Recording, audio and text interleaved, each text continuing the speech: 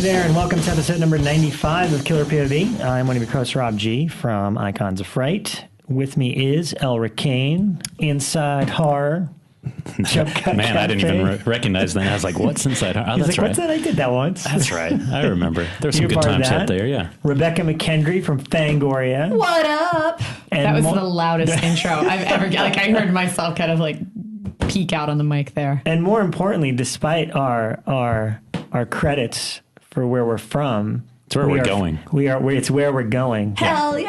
That's why I'm excited tonight. I think we're allowed to say that. Well, yes, let's talk about when 100. Our 100th episode is coming up. Mm-hmm. I'm sure some people noticed that Rebekah McKendry was added as a guest to Texas Frightmare. Yes, I was. I saw tweets saying, "Does this mean we're all going?" All we can say is we're going to Texas! I will be signing copies of Possession for free. It won't be my first time. Yes. It's happened once before. We had a really good time last year, and thankfully Lloyd at Texas Frightmare invited us back, so we will be coming as Killer POV to Texas Frightmare the first weekend of May 1st, 2nd, and 3rd. We're going to do our 100th episode live there, which is exciting, and we're bringing a little guy named AJ Bowen with us. AJ's going to be at the Fango booth signing for free.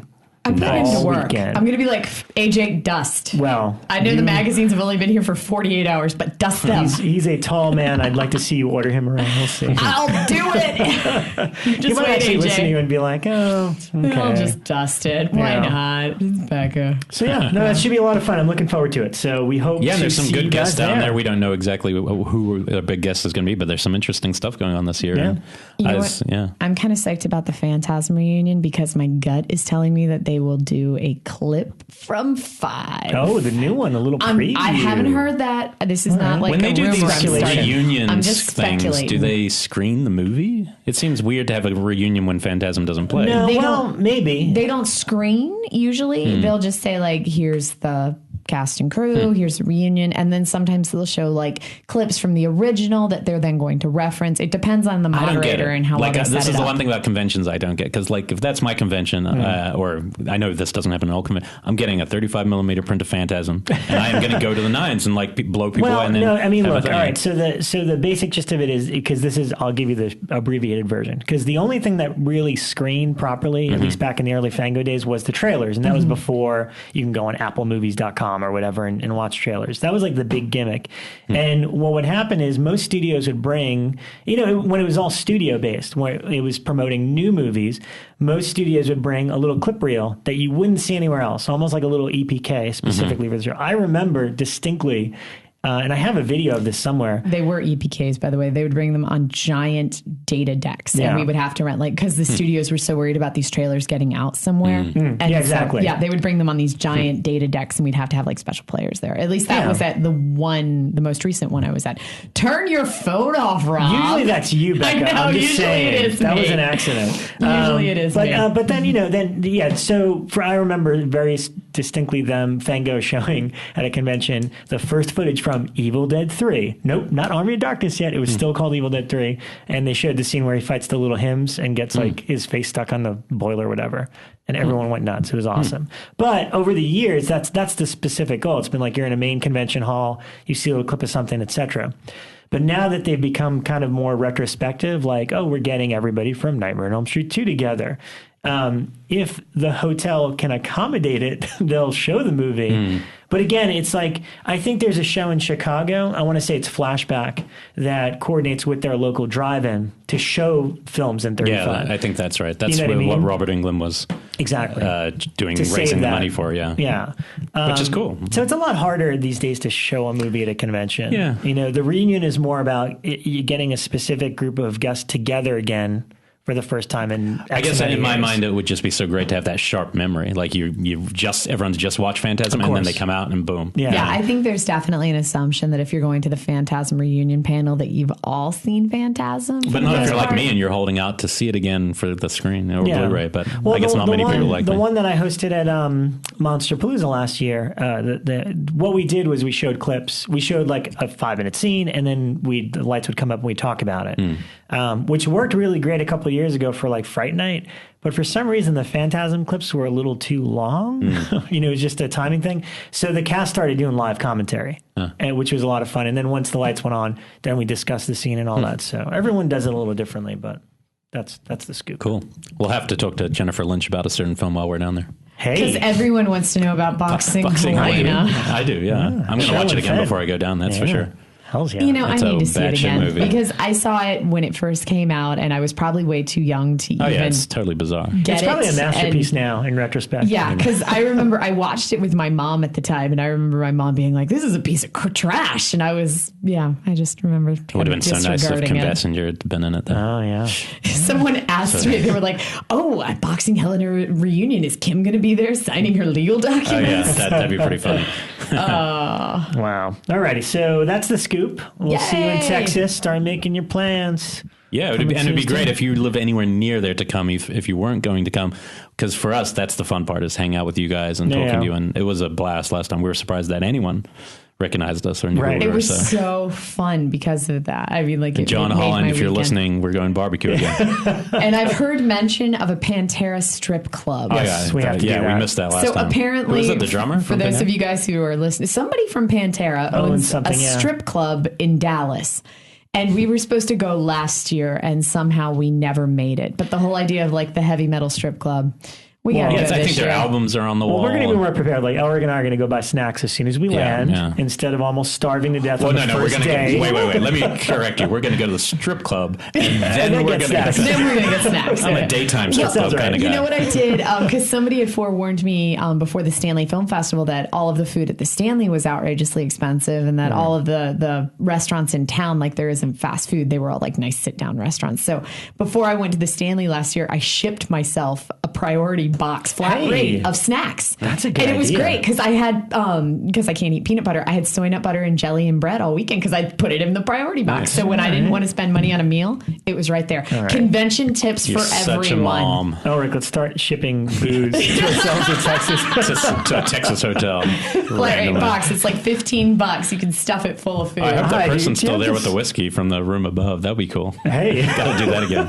For the 100th episode, you can post that video on the... Can I? I don't know. Elric drinking whiskey from the hotel room above. I have videos. Elric stuck his head out and somebody, two floors or one floor? I don't know, a couple floors. I think it was one floor above us recognized you and you were like, just give me some whiskey. And they started pouring whiskey from one floor up. It was my fraternity moment that I never got. I never got to live a fraternity life, so that was it. That was the first night. And then we were pretty wasted. Yeah. After that, it never. And then you guys were really grumpy the next morning. Yeah. Well, yeah, we couldn't find food. Yeah, that was the problem. And ready to die. Yeah, and anyway. You guys ended up taking like an afternoon nap that day. I remember when they both come up to me and they're like, we can't work at the booth because we're going to go take a nap. We're gonna be more prepared this time. Yeah, okay. We're going to do Coke.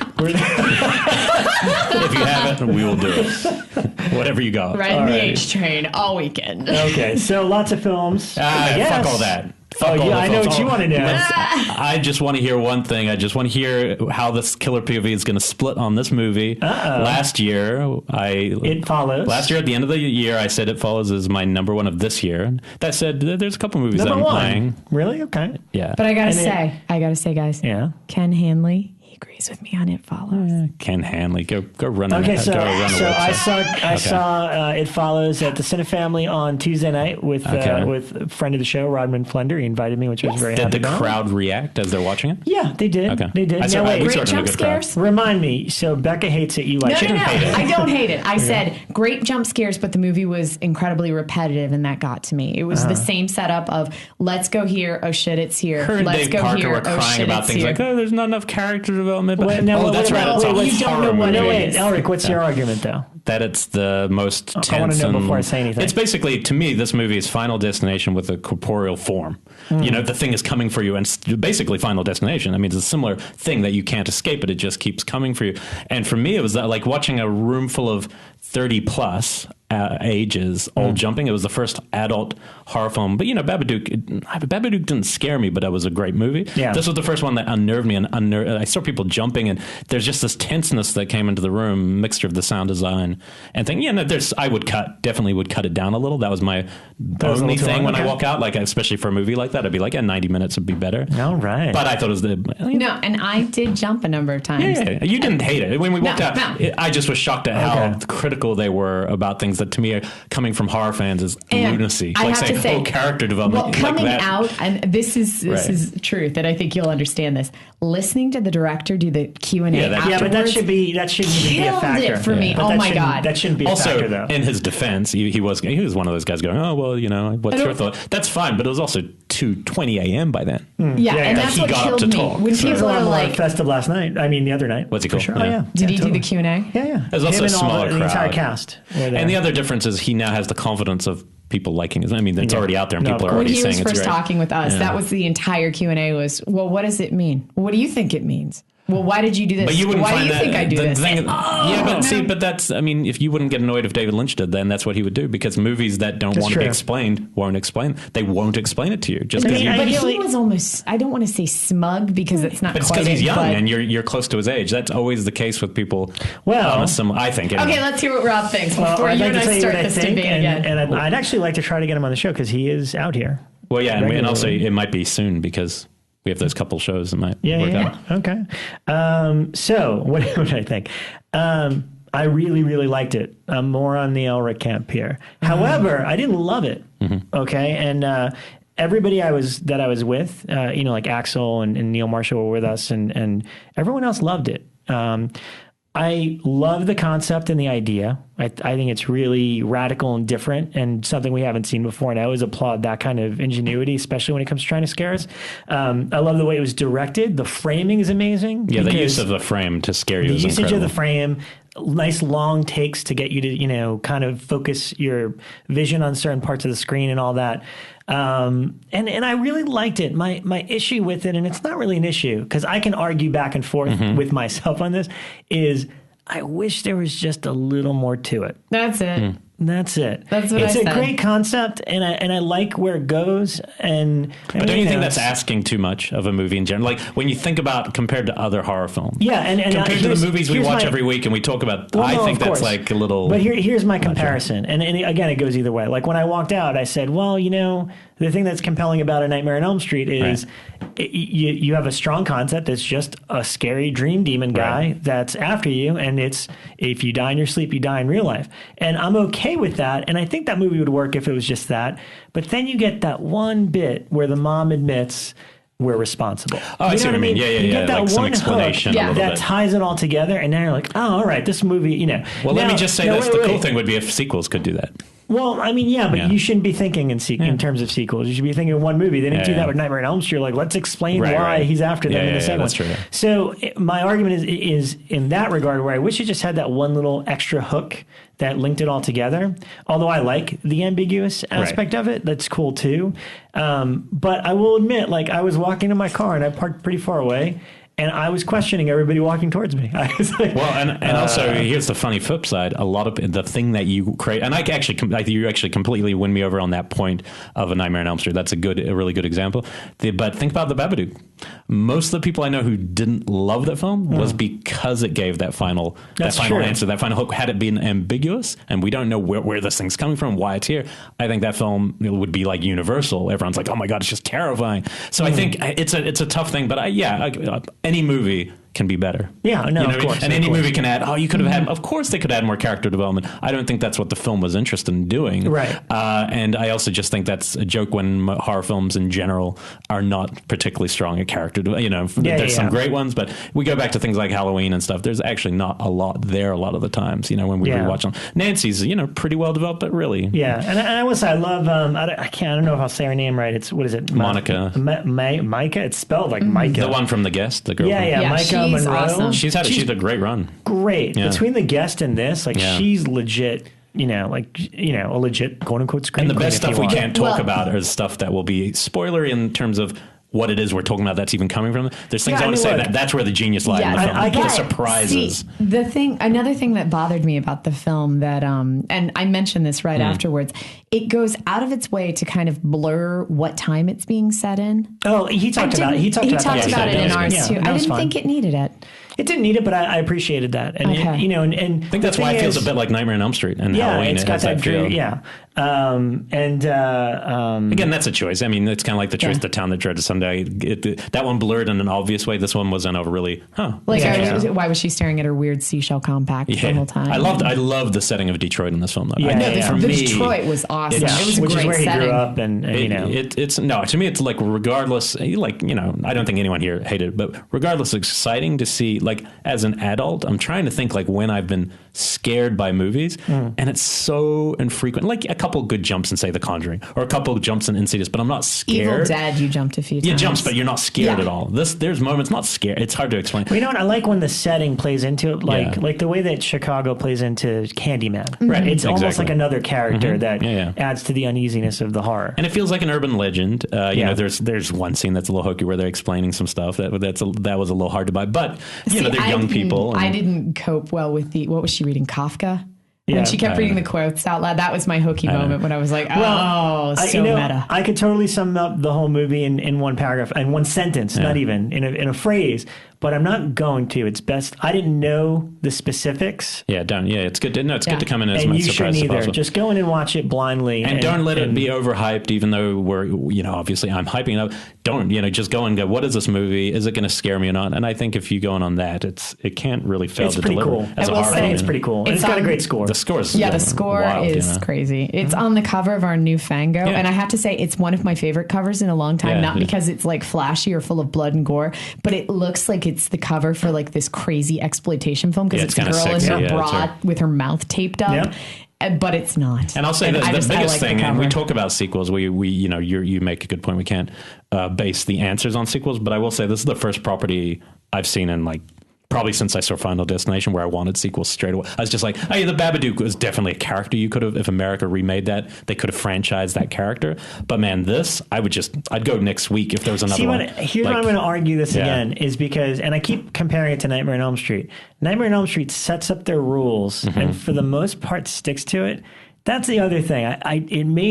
The rules didn't really make sense in this movie. I don't think they know the rules, though. I think they're guessing what the rules are. It's kind of like making it up as they go along because the whole water thing. Yeah, it's kind of like, but what are the rules here? Because I don't think. Let's readdress this when it comes out. Yeah, so everyone else and then we can rewatch it with that in mind. Maybe all three. That's the thing. I do want to see it again. Because for me, it's just more the impact. As we were leaving, we were walking to the car, and this guy behind me, I remember he said, "Couldn't you just like move to Japan?"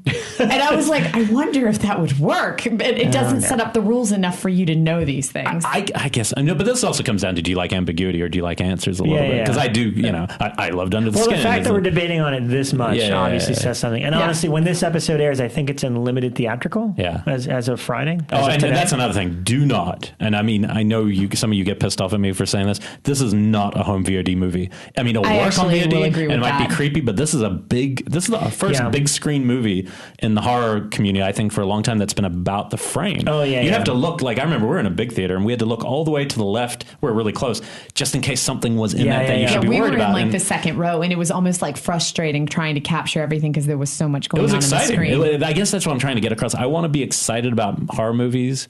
I want to stay interested, especially to keep doing shows like this.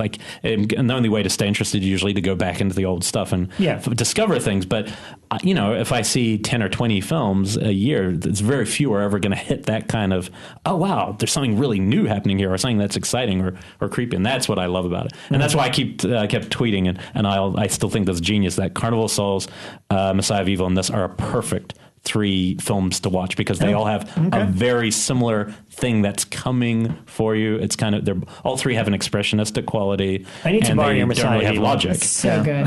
I just want to scream that. I want to scream. But anyway, I think those 3 films would be a really interesting 3 films to watch, and also each one is like a couple decades apart.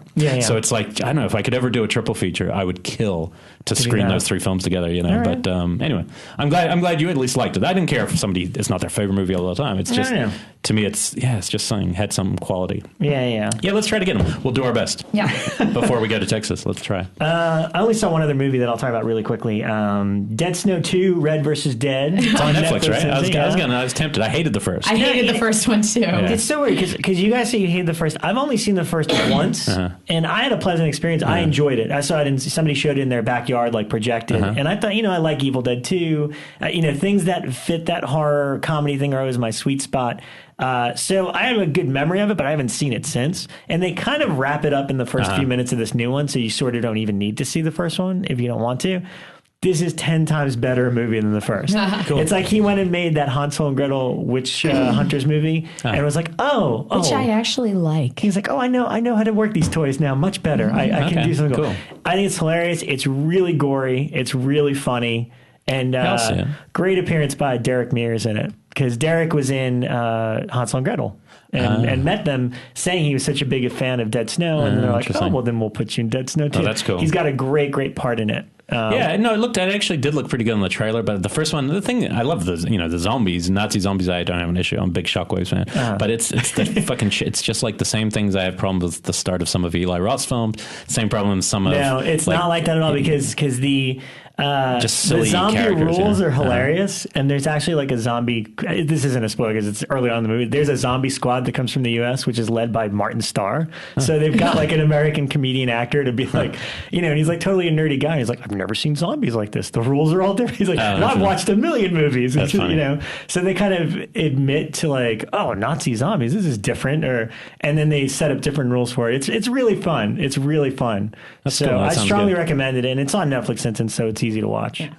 And also, I forgot when we're doing announcements, I think this will air. Yeah, South by will be next week. So there's been some lists out there of films you should see. I would definitely say from the ones I know, obviously See the Frontier with A.J. Bowen. Friends of ours are all involved in that. Pod, Mickey Keating's Pod looked interesting, and I thought we're still here. Travis Stevens, Ted Geoghegan. That was the one film that might be my X factor for it might top. We'll see. Yeah. That's the one where I saw enough stills where I was like, ooh, that looks like my kind of movie. Yeah. But, festivals are usually where I'm finding my favorite stuff. But yeah, if you're in Austin and we can't be, go see some of those good films and let us know how they are. Yeah. Yeah. What'd you guys see? What'd you see? I saw Maps to the Stars by David Cronenberg. Hey. I heard it's really good. Best poster, one of the best posters of the year, that's for sure. You know what? This is a funny film. Okay, so Cosmopolis, we'll start there. Cosmopolis had one of the great trailers, and I remember how I'm a huge Cronenberg fan, and with Lynch, like, you have to, the hard part is growing up and not apologizing for when they make something you don't like. That's the hard thing. You tried to defend it. With Cosmopolis is the first film where I was like, you know what? I really did not like that. It almost put me to sleep. It was so talky, but the trailer was just, it looked like his best movie. Yeah. So this film definitely has a little more in common with that. It's definitely, to me, it was a more entertaining movie than that. That's for sure. Here's a weird thing. I've never thought I would say this. I felt like that if this film had been directed by Greg Araki, it would have been a better film. And that is so weird because I'm not really an Araki fan, except for the one film he did with Jason Gordon-Levitt being molested. So that film's like incredible. I can't remember the one where it opens with breakfast cereal falling down. And I can't remember. It's one of the best opening sequences ever. Anyway, the movie will come back to me. It's the one he made like 3 movies ago. It's like a perfect American indie. I can't remember. It's about kids being molested at a baseball coach, and then they kind of grow up and get revenge and stuff. But he's so in touch with LA and this kind of aesthetic that I felt like if it had been him directing and he's such an LA voice, it would have really felt alive and well. And with Cronenberg doing it, I just kept kind of thinking, why? Like, why bother? Like Mysterious Skin? Yeah, Mysterious Skin. Okay. Just a beautiful, perfect. If you haven't seen that, it does classify as horror because what's his name's the bad guy. I just got a copy of it. Who's the killer from The Untouchables, and he's also The Hills Have Eyes. Just keep going. Anyway, okay. Yeah, really. Anyway, I gotta remember names. My names are off today. Anyway, this film, Bruce Wagner's script, to me, it's too on the nose, the satire. It's so dark and grim about Hollywood that it's kind of like, having lived here, you're like, yeah, we already know all this. Like, it doesn't feel like it's offering anything, but what it does have at the heart of it is a very interesting... a very strange kind of Oedipal family relationship. John Cusack's an interesting performance. Julianne Moore's really, really interesting. She's like a grown-up Lindsay Lohan. It's not really genre, though, is it? Yeah. Yeah, I mean, it depends what Fringy genre it is. I mean, David Cronenberg directing. It's like as genre as Cosmopolis is. I mean, they're trying to get there's murder and blood and things in it. So it depends what you. Yeah, Cronenberg won't talk about horror anymore. Yeah, he won't talk about horror anymore. I think some people will like this movie. For me, it was too on the nose and didn't quite work. It was enjoyable, but I wouldn't go out of my way to see it. And like I said, I just feel like he was not the right director for this particular script. I felt like the script is so LA that it needed someone who just had been living that life to me. And so it was, I'd say I was ultimately disappointed by it. And it definitely fits more with the Cosmopolis than stuff before, so which is a shame. And then the other film I saw, which had seen before and had been really wanting to revisit lately and just absolutely love it. And probably I'd say if I could remake any movie, I'd remake it, even though I think it's almost perfect, is Death Dream, Bob Clark's Dead of Night. Such a fun And movie. I'd seen it, a few years ago, and then it came on Turner Classic, so it was like a really high-end version of it. And I would say with this film is that this is it is to the zombie film what Martin is to the vampire film. Yeah. It's like, it really is, I think it might be my favorite zombie film. I think it's so interesting the way it depicts this character, and the little parts that are scary are really scary, and it's kind of slow in between. But the story just moves, the story itself is over in it feels like 2 seconds. That's the only thing I feel like maybe moves too quick if somebody was going to remake it. But, it has John Morley's the dad from Faces, but Cassavetes' Face. So interesting talents made in Canada, Bob Clark directing. It's just a great film. I'd love to see that theatrically. I loved it because it puts so much political meaning behind the zombie. Well, yeah, I mean, we everyone saw loves that, Joe Dante. like Homecoming, but this is like scary. a less campy version of this Homecoming. is like a really intense, there's just something disturbing about this guy and no answers. We never get an answer. Why is he back from the dead? Why is he here and why is he draining people's blood? And then suddenly... But you get the idea that it's like a PTSD thing that definitely they're commenting on it, but they're he really a dies in the comment opening on war. scene. It just opens and the guy's being shot and he dies. And then they get the news and then the next thing you know, he's in this... I mean, the best intro ever. He's just... they've just gotten the news that he's dead. This is the first few minutes, so it's not a spoiler if you haven't seen it. They come downstairs at night and he's just standing in the darkness in the corner of a room. And you're just there's something really unsettling about, hey, it's our son. What the hell? And so the way the family... It's really a family movie. It's, it reminds me not in tone of The Battery, but in scale of that, which is what I liked about it. It's like a self-contained story, not the bigger... Where Night of the Living Dead, where there's lots of zombie. Obviously, it's bigger even if it's contained. I always read it much more as a large social commentary on what it was like to have a soldier come back and the family adjusting when the soldier is not the same person that left. Well, I think it has those readings. I'm talking about the actual scale of it. Yeah, I mean, there's lots of... that's what's so great about it. It has all those potentials to be read that way. But this is a movie that I think is not discussed enough. I mean, and Bob Clark just goes to prove how good he was. No, he was so great, just in every subgenre. I thought somebody like Eli Roth was trying to remake it for years or something like that. I guess it's hard when somebody dies. I don't know where the rights are, but it's fantastic. I'm really glad. So, and you look for Turner Classic or El Rey has been playing it. So if you're looking to see it again, cool. Yeah. Good stuff. I've been continuing on with my Alien binge, and so I watched The Altered, which was released in, I think it was 2006, and it was part of the 8 films to die for that After Dark and Courtney Solomon's company was putting out. Blair Witch guys that did that? Yeah, it was Eduardo Sanchez did right, it. okay. And I didn't see it at the time because I wasn't too into alien films. It was 2006. We weren't doing aliens that much. And so I didn't see it at the time, but since I've been on this Alien binge, people have been recommending it to me. And I absolutely loved it. It was a totally fun film. Okay. Just the effects in it alone, amazing. And it's about 3 guys who take an alien hostage, and then you soon find out that they've kind of had history with these aliens, that it killed one of their brothers and kind of kidnapped one of the other ones and put a tracking device in him, which he later ripped out. So they have history with this alien. And then they kind of chain it to a table in their garage and then spend the rest of the movie trying to figure out what to do with it. And it is able to use mind control. It bites one of them and he slowly starts decaying. And then they realize that he's been calling all these other aliens. So you're leading up to, they all know that these other aliens are now coming to the house because this guy's been calling them all. And it's and the alien is amazing. When you think an alien strapped to the table, I immediately picture that rubber doll from the Alien autopsy films in the 90s. This is so cool. And just the carnage and visage in it and the guy who's dissolving, it's amazing. And I mean, and it's a very small film in that regard, because for the majority of it, it's 5 people in a house. And then at one point... Is it shot found footage-y or no? No, it's a narrative. I got to revisit it because I remember watching it all way back when it came out and not liking it at all. But I remember it being like shaky cam. So maybe I'm thinking the wrong movie. It's not shaky cam at all. I mean, what you just described sounds awesome. It's fun. It's very much, it's like Resolution if they had an alien strapped to the table. So it's the same kind of, it's very self-contained. We need to figure out what to do. And it's much more about the situation. Okay, it's about the alien too, but the situation becomes the thing. And then one of the person whose house they take it to, his girlfriend is there, so she gets involved in the whole scenario. But yeah, it's 5 people the entire movie, so very small, even though that it's large scale FX going on throughout. So yeah, I really liked that one. Alien binge continues. Yes, it does. And the other alien film I watched this week, because my mom left, she's been visiting LA for 2 months now, and she left. So on her last night, we decided we were going to watch a big sci-fi film because she loves sci-fi. So we watched Edge of Tomorrow, which was previously called Live, Die, Repeat.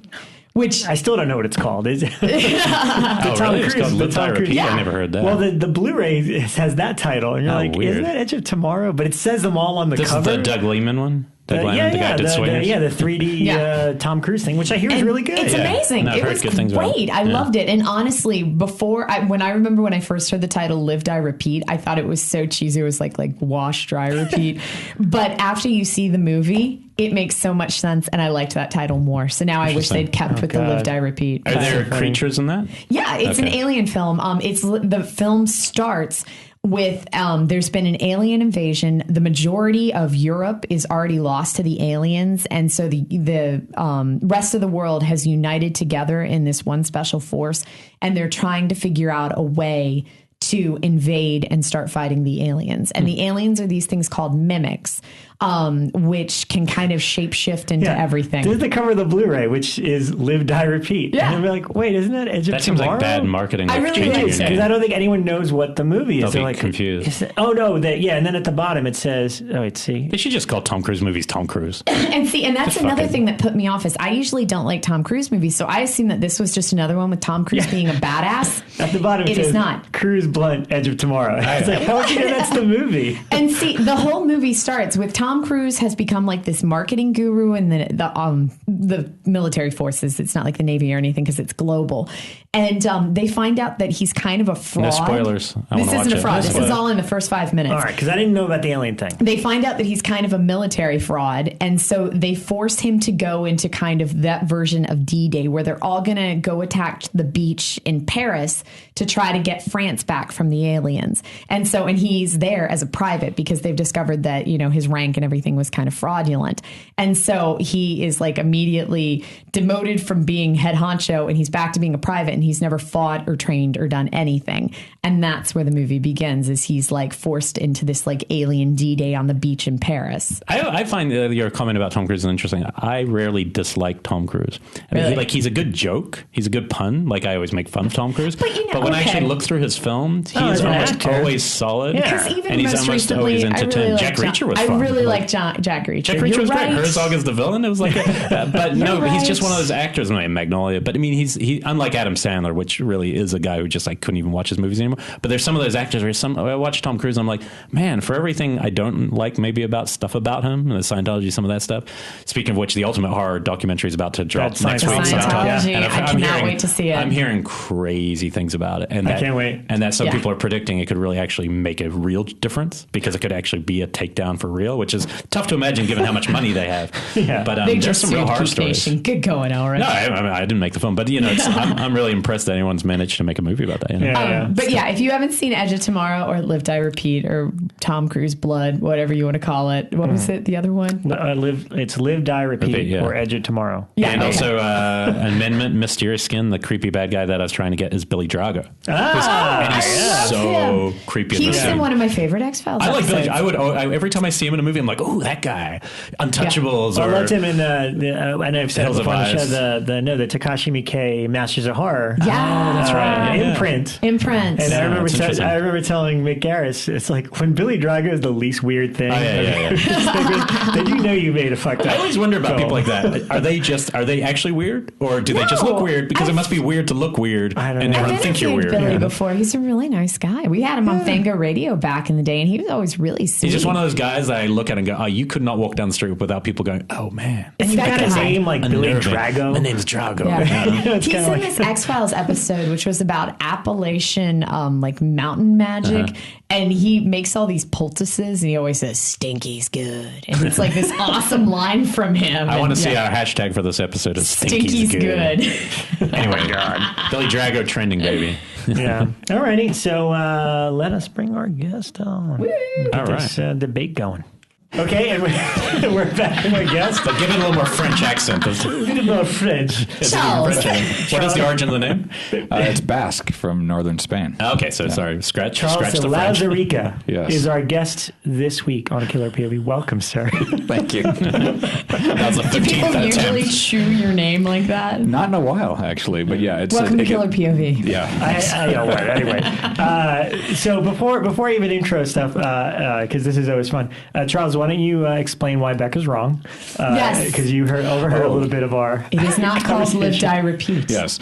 No, the original title, or the story, the novel that Edge of Tomorrow is based on is called All You Need Is Kill. Which is a kick-ass name. Awesome Why didn't they use that? It's an awesome title. And, you know, I guess I didn't track well the marketing groups or whatever, so Edge of Tomorrow, which, whatever, it's the title. But then I guess the tagline of Live, Die, Repeat got traction. And so in all the key art that Warner Brothers did, that became the dominant typography on the poster. So people thought that was the title, as you did when you were talking about it earlier. So, yeah, it's on Amazon. If you pull it up on Amazon and like try to buy the Blu-ray art, I don't even know if it says Edge of Tomorrow. If it does, it's in very small type. It's part of their credits. Yeah. It's like crew / Edge of Tomorrow. Blunt Edge of Tomorrow. It makes no sense. But what is in and it seriously takes up almost the entire Blu-ray cover is Live, Die, Repeat. So, of course, I'm going to think that's the title Was this of the a movie, book kids. or a graphic novel? It's a book. I think they might have made like a manga title after it. But, it was like a light novel, they called it. And, awesome title. And by the way, great movie. I love that movie. I loved That's it. like one of my top 3 or 4 that year. So David Lynch's a great director. I mean, he traverses genres all the time and does a great job. Yeah. We'll give a little intro to who Charles is. You're probably familiar with some of his work if you listen to this show and you collect a lot of Blu-ray and DVD material. But he's responsible for what my former roommate Brendan calls probably the greatest documentaries on a release ever, which is the Alien Anthology. And after revisiting them, I agree. Those are pretty top notch. Thank you. I don't know if you get any better than documenting that series. Blade Runner as well, yeah. And the thing that really made me want to have you on the show was when the Twin Peaks Blu-ray box set came out, and I was kind of devouring all those features and stuff. And I don't know why, we met several years ago before I lived in town, had lunch with Spooky Dan, and, we sort of kept in touch in terms of we like a lot of the same things and we like each other's posts on Facebook. And I'm watching this Twin Peaks box set and I was like, you know what, I gotta have lunch with that guy and just talk to him about, geeky stuff. But again, I'm a big fan of a lot of the work you've done, and I just thought it'd be fun to delve into.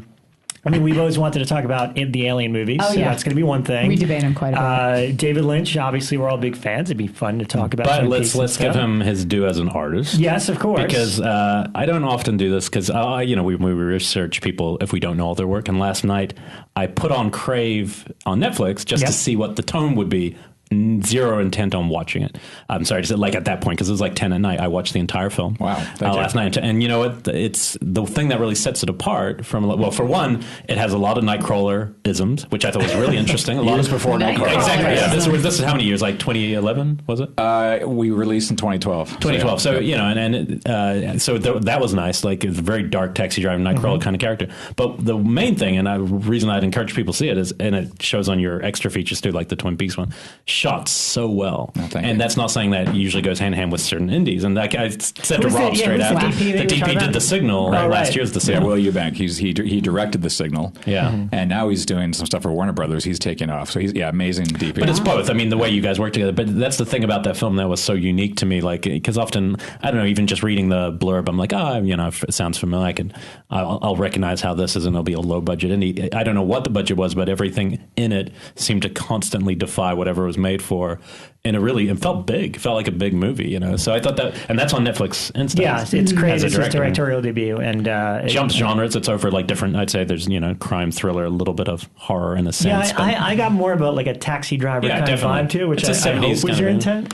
But, I mean, the original writer, Rob Lawton, is a huge Taxi Driver fan. I love Taxi Driver, but I didn't want to make like a riff on Taxi Driver. But it just kind of became that because of, like you say, the milieu of it, the Nightcrawler of it, the Travis Bickle of it. It's there, no doubt about it.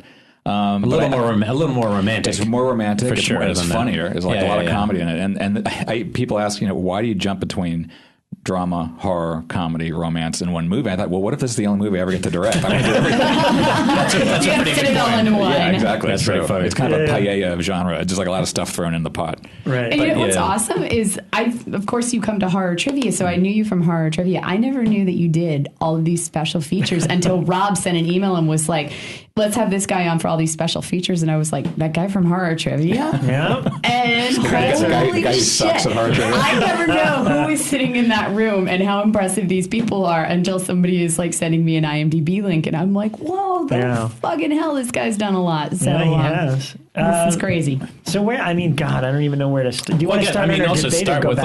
Start with like I'm curious about professional relationships.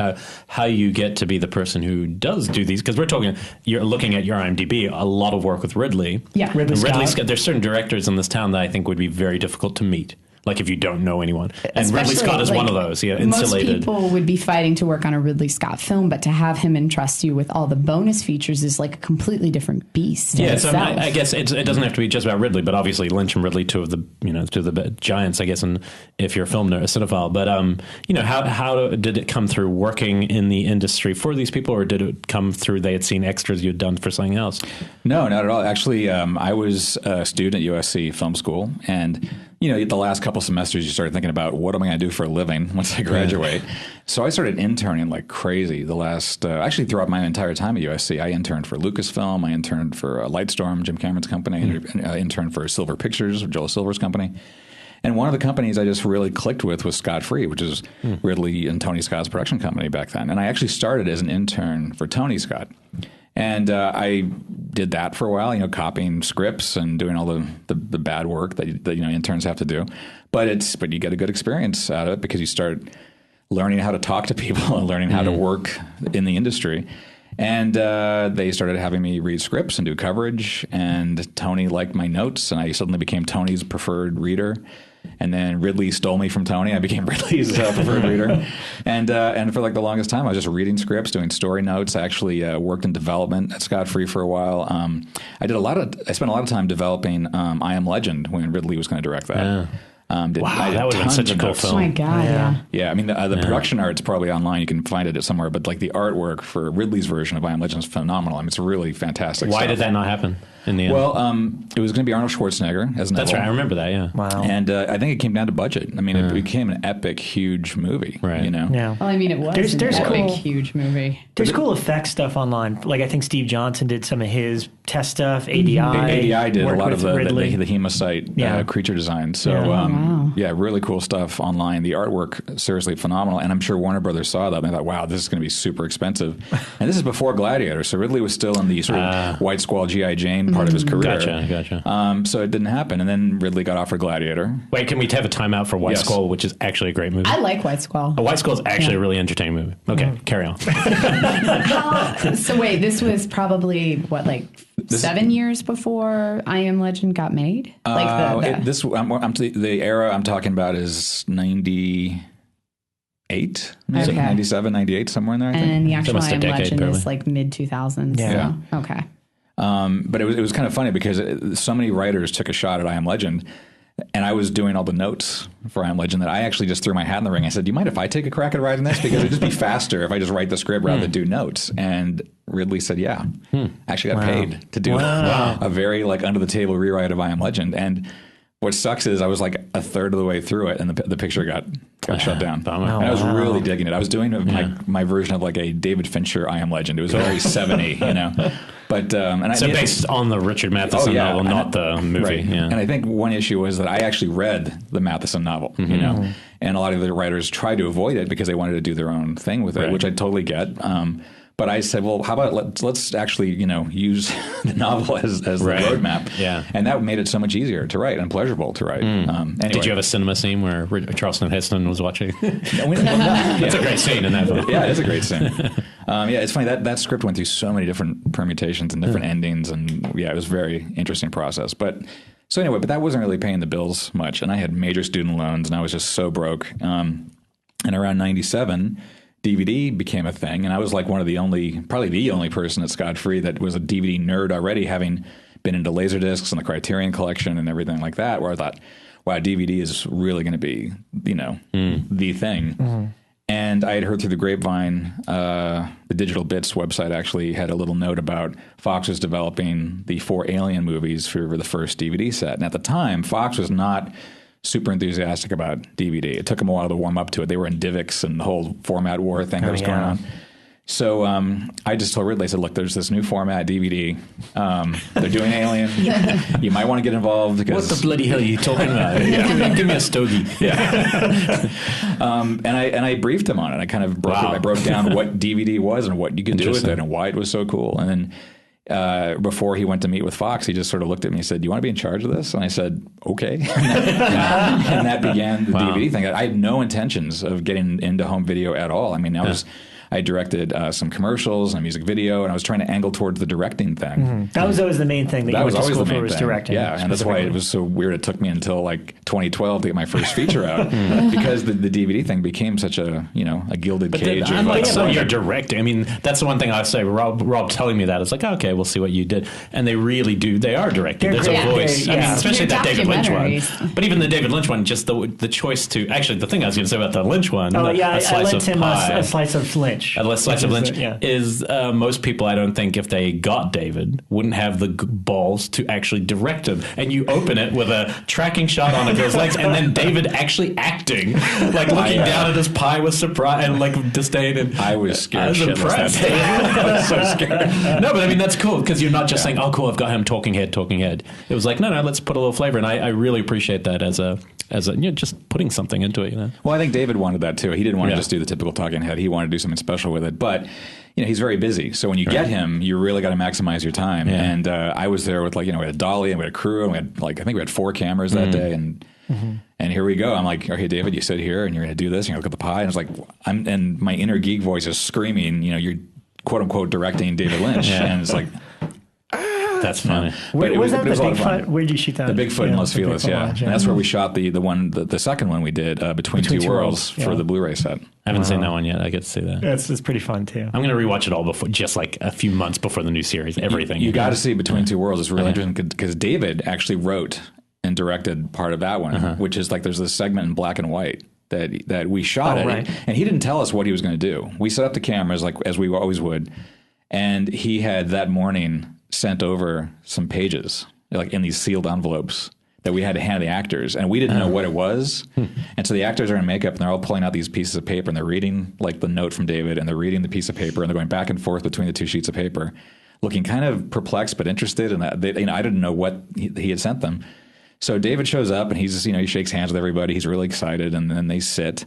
And the actors spent about 20 solid minutes just like at this table at the Bigfoot, just reading these sheets of paper.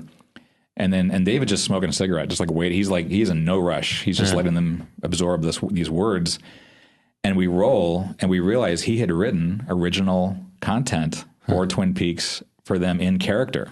That's to cool. Basically live as these characters 25 years later, with 2 of them being in the afterlife. Basically, 2 of them. Wow. He interviews them in character. He interviews them. That's cool. He interviews them in character, and we didn't have an inkling that was what it was going to be. Literally, 5 seconds before it started rolling. Wow! So that was a big. And did they all get off page? In that amount of time, the actors? They nailed it. I mean, they did exactly what was written. Yeah. That's amazing. Wow. I want to revisit that because it's funny, guys. I watched it when the box set came out, but that was before they announced the new Twin Peaks season. So now I kind of want to go back and see if there's any hints, if you will. Well, the one hint I take from it is just the pure joy he seems to have from working with Mark Frost. That seems to be the one thing that came up a few times was like, oh, when we vibed, we really when it worked, it really worked. And I was like, oh, that's interesting. That could be that's a good reason to do anything again, is to go back to that fertile, relationship. And that's not something I necessarily know. And I'm sure it was hard for Frost because I'm sure Lynch gets all the attention about Twin Peaks, So I know that came across when he was talking about it to me, but yeah.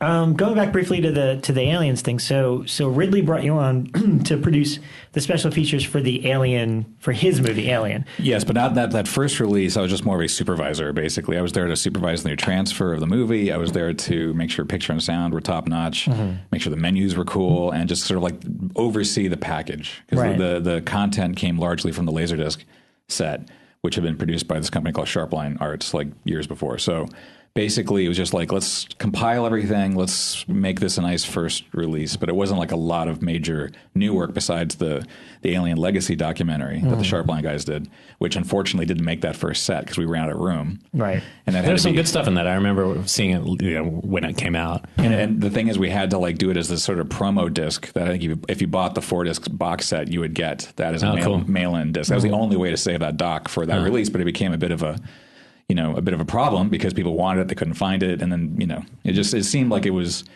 we just had too much stuff. Is basically what happened was. So it wasn't until 2003, and we did the quadrilogy set, where we were actually able to really go with new original content across all 4 films, create those 4 epic documentaries, and that's the first time we really, I think, looked at the quadrilogy, that word that I'm not a big fan of. But does that mean we don't include anything after that? Like when we're talking about aliens, predators, and all that crap, is that not even the aliens world anymore? Or is that just like a gimmick? And I was saying I wanted to get in the whole argument about the new Alien, because every time that I'll mention it now. So obviously the Alien 5 talk is out there, and Neil Blomkamp, who did District 9 and Chappie, and is up to do the new one. And I noticed you didn't mention the Matt Damon film. Because I can't pronounce it. I didn't see it anyway. So Elysium? Is that what it's called? Yeah. It's not that bad. Not according to Neil. The director himself said he messed it up, which isn't a lot of confidence when you say, oh, yeah, I fucked up that last movie, but I'll do great on Alien. But the point being is, he's supposed to do this new Alien based on all this artwork that came out that implies that it's, a sequel to Aliens, because it's got Michael Biehn kind of scarred up. And it turns out all of this was just a Michael Biehn, made it all up and just leaked it to the internet. He's that desperate. God, I wish. In fact, he's the best thing about the interviews in your in the doc I was watching for 3. He's incredible. Yeah. Very candid. Yeah, and we'll get to that. But the point being is, so look, I'm kind of at that age now. I'm a total fanboy and stuff like that. But anytime I hear about anything, I just kind of shrug and I'm like, all right, well, I'm going to see it no matter what. Yeah. So there's no point in me. I hate when something gets announced and then every website rolls with these articles.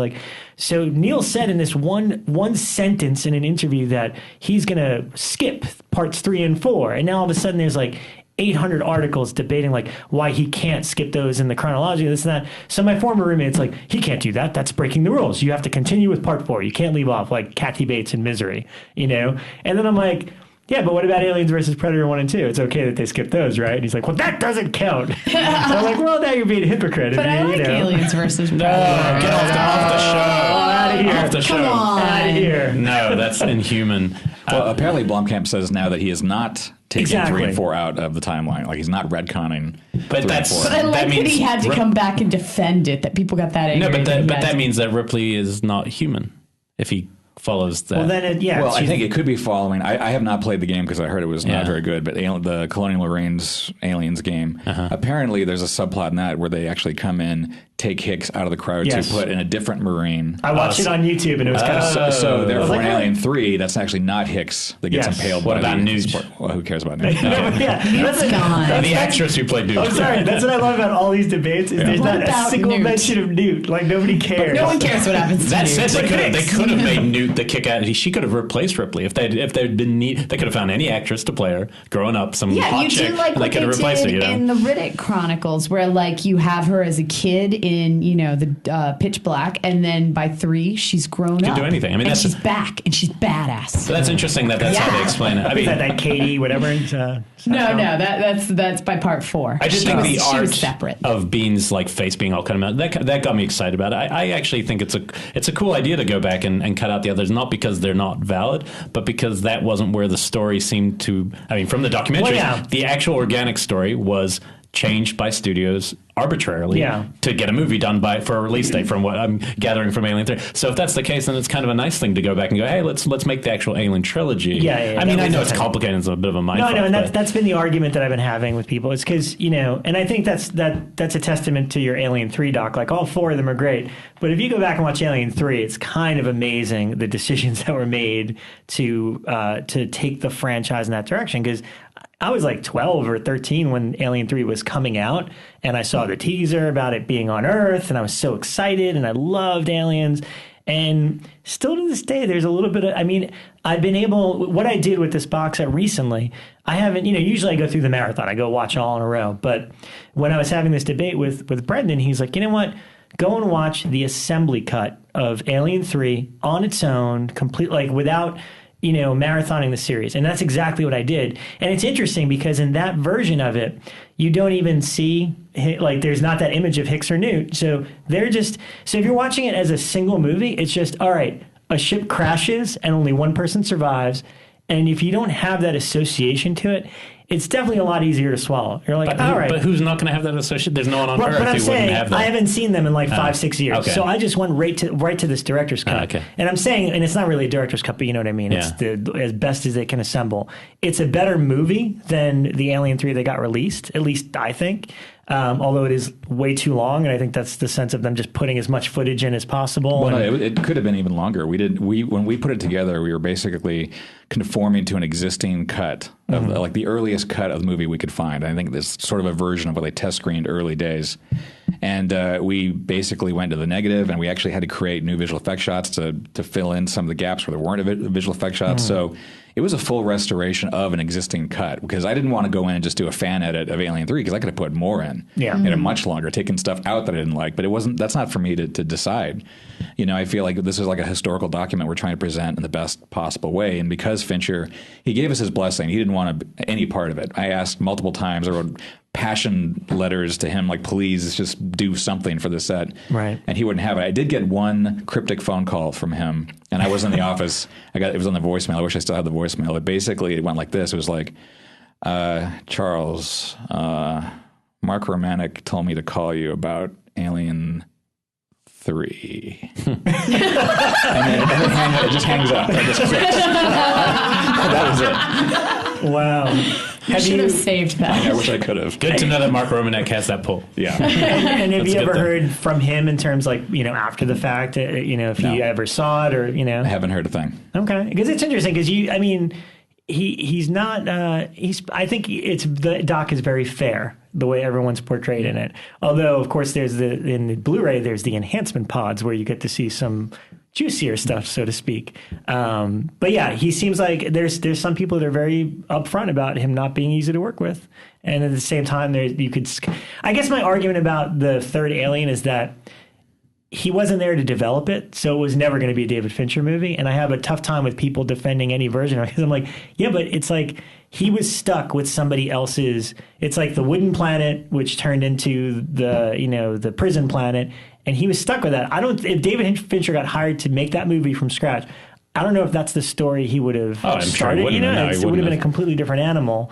Well, that was the other thing that came up was when we were putting together this cut was we can't call it a director's cut because, one, he's not involved, but secondly, he has said, I believe, that the only way to create a director's cut of Alien 3 is to go back and destroy Alien 3 and start from scratch with an all-new movie. That's the only way to do it, because he was so compromised at every step of the way. Interesting.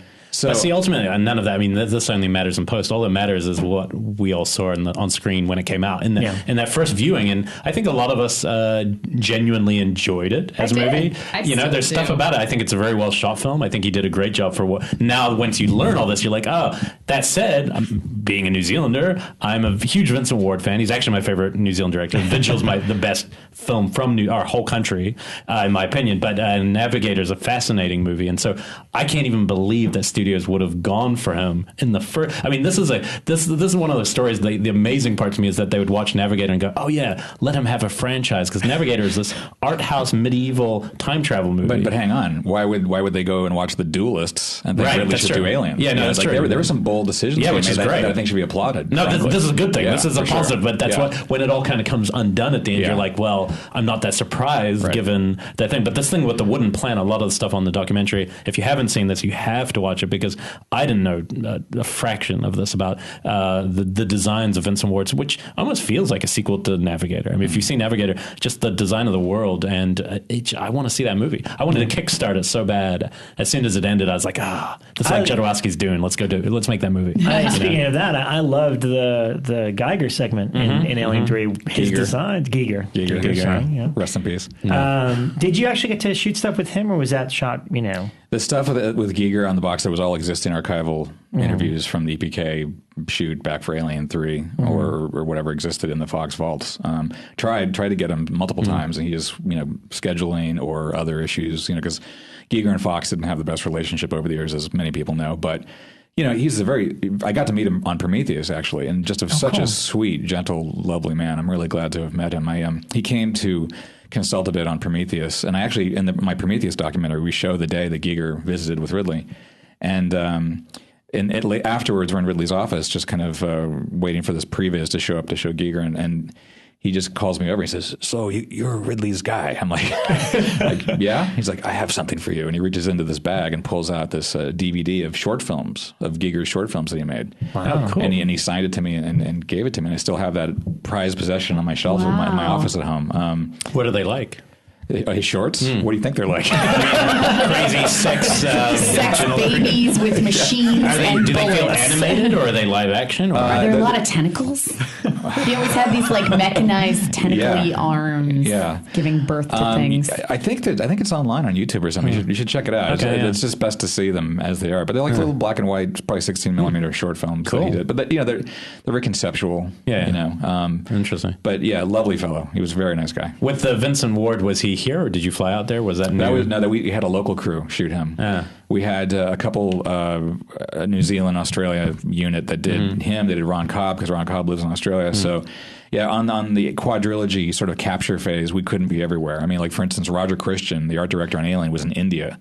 So we can't just send one crew just to India for one interview. So we had to pick up local crews where we could. But I did most of the interviews, and I traveled. I went to Europe for sure. I did in France. I did the Resurrection interviews. In the UK, I did all the rest of the movies. So and then the States, I did a lot of them. So it was definitely a global effort. But sometimes you have to get little field units. Since you mentioned Resurrection, can I tell you, I saw that in the theaters when it came out, and I enjoyed it immensely then because over the years it's got this bad rap for what. But I'm like, I remember digging that in theaters.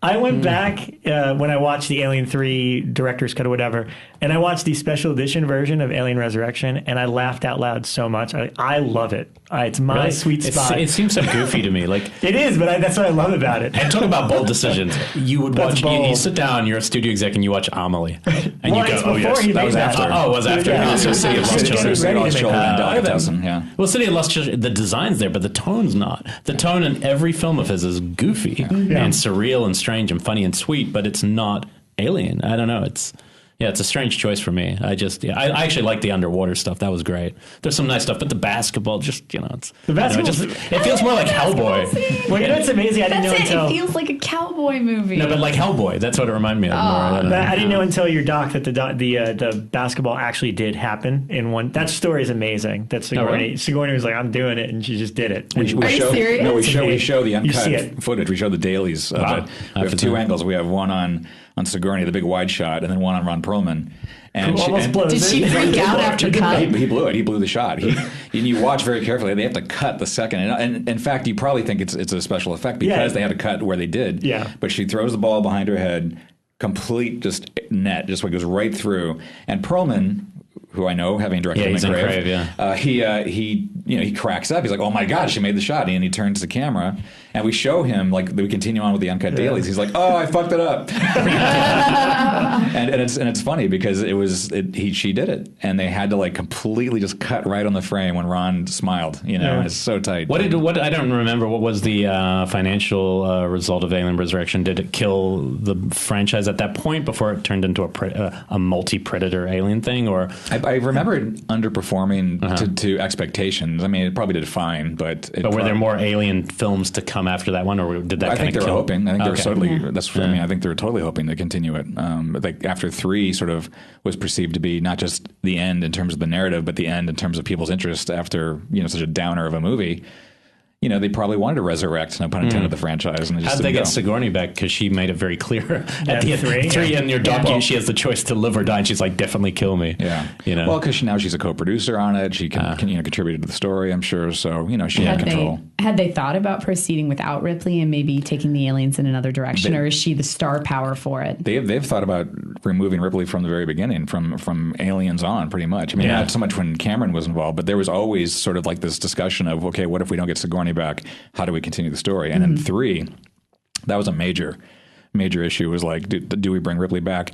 There's one script, I think it might have been William Gibson's draft. I might be wrong about this, but where they put her in cryofreeze for the bulk of the movie as basically a Hicks story. And so Hicks lives and he does all the action, and Ripley's like in a cryofreeze tube being sent to Earth. Yeah. So she's completely out of the movie except for putting her in the tube and then maybe getting her out later. I don't remember the script very well, but there was always that contingency of like, let's have an alternate story in case Sigourney doesn't come back. And there's that other one where Eric Red's draft, where every body part of hers was lost, and she got the serial killer's body parts and comes back to Earth. She can dunk a basketball. No, I actually didn't know that Eric Red wrote a draft, so that was one of the parts of the documentary. It's like, oh wow, you forget how much talented writers write things that never get made. Yeah, I mean, Josh Whedon did the 4th one, and Sigourney talks very highly of like how great his script was, and that kind of was part of why she wanted to do it. Okay, now it makes sense. Because it feels like Firefly. That's what totally it is. And that's the thing. Firefly, I think I enjoyed it more watching it in the last couple of weeks because of that. Yeah, that's like, probably now that you know Whedon's sensibilities, it makes sense. Maybe I'd like it if French director. Yeah. I laughed a lot. Like I woke my roommate up. He's like, "Why are you laughing?" I'm like, "I'm watching Alien Resurrection. It's hilarious." I was also pretty impressed about Rennie Harlan, the way he artistically. I was kind of impressed that he walked away. I mean, he took it, and I will agree with him. I mean, I would kill to see that movie, Aliens Coming to Earth, or at one point he's talking about going to their planet, which is also that seems like where Prometheus is headed in a sense. But I don't know. There's something I don't understand why that seems to be the easiest movie to make. It might have a bigger budget, but to have the aliens come to Earth, even though they do in Aliens Predator, we won't count that. You know what's fascinating is revisiting the Alien Resurrection docs in the last couple of weeks after the whole Neil Blomkamp announcement, because you have the whole, I don't know, like 10, 15 minutes of where will the franchise go now? And it's just so fascinating here because people say things like, oh, it'd be great to complete Ripley's story or whatever. It mirrors very much what everyone's talking about now. So it just felt like, oh, now's the right time for this Alien 5, whatever it might be. But do you have any predictions, or are you not even allowed to predict? Or do you know stuff that we're not even allowed to talk? Okay, so you're not even allowed to talk about that. Yeah. Can you just correct Rob on Neil's name? Neil Blomkamp. He slaughtered yours a bit, so we'll give it to him. That's right. Quick question, because I didn't catch this initially, but for the Aliens, the James Cameron one, was there a legal reason why you didn't say the actor that Michael Biehn replaced as Hicks? Who, James Remar? Yes, because it slips in one of the interviews, and I was like, oh, that's interesting. Because it kind of goes out of your way to not name him, but then I think one of the effects guys say it, and I never knew that James Remar was Hicks and got fired. I heard from Michael that on an interview once. Yeah. Well, if you watch the Aliens documentary, we have archival, like 16 millimeter interview of Michael Biehn on set talking about how he's replacing another actor. Yeah. And then there's this really kind of unmotivated dip to black, like this fade out and fade in, and then suddenly it's Michael Biehn, like in 2003, talking about it, and he's like picking up like, and so I took that actor's wardrobe and all that. Well, that dip to black is an edit. We had a whole chunk devoted to the Remar situation, but a big chunk of it was we couldn't get Remar's approval because he has to sign off on it because he had his footage, from the movie. So. It's probably embarrassing to him. He probably wants to move on. I mean, he's had a very successful career since, and he kind of got his act together. And I think he's a really well-liked actor now. And I think back then it was kind of a dark chapter, and he doesn't want to revisit it. Totally get it. Mm-hmm. And Michael Biehn definitely gets that because he's had that himself. I mean, sure. So it's like we never want to make someone look bad or embarrass them. Right. So therefore, I totally understand. Right. But believe me, as a documentarian, I'm going to try to tell every story I can that I know about, and that's just one that we couldn't quite get through the pipeline. Yeah. I mean, to me, it's just more of an interesting what if kind of thing. Totally. As a fan, it's not like, oh, I want to know the dirt. It's just like, oh, that's kind of interesting. The problem is it was such a dramatic departure that it's just dirt. But no matter what, it's dirt. Yeah. So it's like there's really no reason to go there. And besides, I think enough of the story has gotten out that people kind of know what happened. What's your favorite of the films? Is it still one or? Oh yeah. No, Alien easily is number one. And I have it broken down in this kind of ridiculous way, which is. Do you have a couple hours? Yes. We do. We actually do. Believe it or not. It's Alien theatrical cut, then Alien director's cut, then Alien 3 assembly cut, then Aliens theatrical, Aliens special edition, Alien 3 theatrical, Alien Resurrection theatrical, Alien Resurrection special edition. That's my breakdown of the 8 versions of the film. No wonder you gave me dirty look when I said I watched Resurrection. Oh my God. I love that special edition's last. What's wrong about the special edition of Alien Resurrection? It's just more of Alien Resurrection, isn't it? It takes longer to get through it. Do you think it's a tonal thing that film just didn't have the tone of because at least the other 3 have this dark tone. As dark as Fincher's go, I feel like it's still within the world. I believe it. When it got to the other one, it felt like a different world. There's stuff I like for sure, but it just feels cartoony, and the characters feel I don't know. Well, what I love about the Alien movies, including Resurrection, is how each film has such a unique signature of the director and tone and genre. It's almost like a film festival that just happens to have the Alien as the anchor point. Mm-hmm. But I would think that Alien Resurrection would play better with 3 O'Clock High than there you go. Hey, another one of my favorites. I know. I've been on a big 3 O'Clock High kick lately. Yeah, so that's great. It's definitely it's the kinetic camera work. The really comedic editing. Resurrection. It's much more of a comedy. It's more of almost like a teen comedy than it's an Alien movie. Well, the opening of the special edition of Resurrection, which I couldn't stop laughing. It's like a zoom in on these teeth that you think of the alien, and then it pans back. And it's actually a bug, and then the bug gets squished, and then it keeps panning back, and the guy puts it in a straw and flicks it straight towards camera. And I just think it's the funniest thing. And then continues to pull out to reveal this massive Star Destroyer-sized ship. Yeah. And I'm like, oh, he's French. Yeah. Was that Jean-Pierre Jeunet? Was he a fan of Alien films? How did he come to the franchise? Did they choose him, or did he pitch to them? I think they chose him. I think they were looking at directors with interesting visual styles, interesting, just stylistic flourishes. But see, one of the problems with that, and in general, is that he was part of a directing team with Mark Caro, right? And Mark Caro was largely the visual design, wasn't he? He was more of the design guy, and so that's when I look at City of Lost. That's one of the things I remember thinking when that movie came on. I was like, oh, but where'd the other guy go? But Caro did. He did designs for Resurrection. He did as well. On the Blu-ray set. But they're not gallery. co-directors. No. Okay. Yeah. But Caro did some early design work for the film. Because it seems to be like he was the darkness to me. Because then I see Amelie, which is also an interesting movie, but it's so light that I wondered. I'll give you that to spec. Watch Resurrection. Okay. Anyway, that's just a thought. What about horror? I'm curious. What were your interests in horror? Just in general, there's different types of movies that you particularly liked, and have you been involved in making any behind the scenes on the horror stuff? Blade Runner is obviously genre, but not horror. That's an interesting question. I mean, I loved horror growing up. I mean, Alien is probably the first horror film I ever saw, although I was 11, I think, when I saw Alien at the Egyptian Theater opening day. Wow. Well, you could almost say the Alien films are different genres. Yeah, that's true. Horror film, action film, drama, prison drama, and then comedy. Which is weird. Yeah. But I mean, I remember growing up and seeing that weird black and white movie with the people walking around in the yard of the house, and it's like that Night of the Living Dead movie. Not really as a kid locking in on it until much later. But and then The Shining, I remember seeing a lot of as a kid, but. It wasn't until much later I got into horror films, and unfortunately I've never really done a straight up horror behind the scenes thing, except for maybe Hannibal. Mm-hmm. You did Hannibal? Hannibal's grotesque. That's got some good horror stuff. Can you talk openly? Do you like Hannibal? Because I really loved Hannibal. Yeah, me too. The movie? I really did when it came out. Really? I would have loved. Yeah, I still love it. Okay, see, that's not what. I really. I'd rather watch Aliens vs Predator. Seemed like a good idea at the time. Cardell. No, but there's something about it. It was Grand Guignol. It was the closest I feel like any movie has gotten to Grand Guignol. It takes those ideas so far. Maybe that was it, because I remember I watched it. Well, it was a long time ago. I watched it when it first came out, and I didn't really get it, and it was icky, and it made me feel icky, and the movie didn't fit together well, and it just seemed Nasty. Well, I mean, I think if the casting of Jodie Foster had been there, and Julianne Moore does fine for what, but it's impossible. But if Jodie Foster had been in that film, I can't even imagine how much I would have loved it. Because the chemistry between them would have been so interesting about the... I still don't even know why she didn't do it. Do you?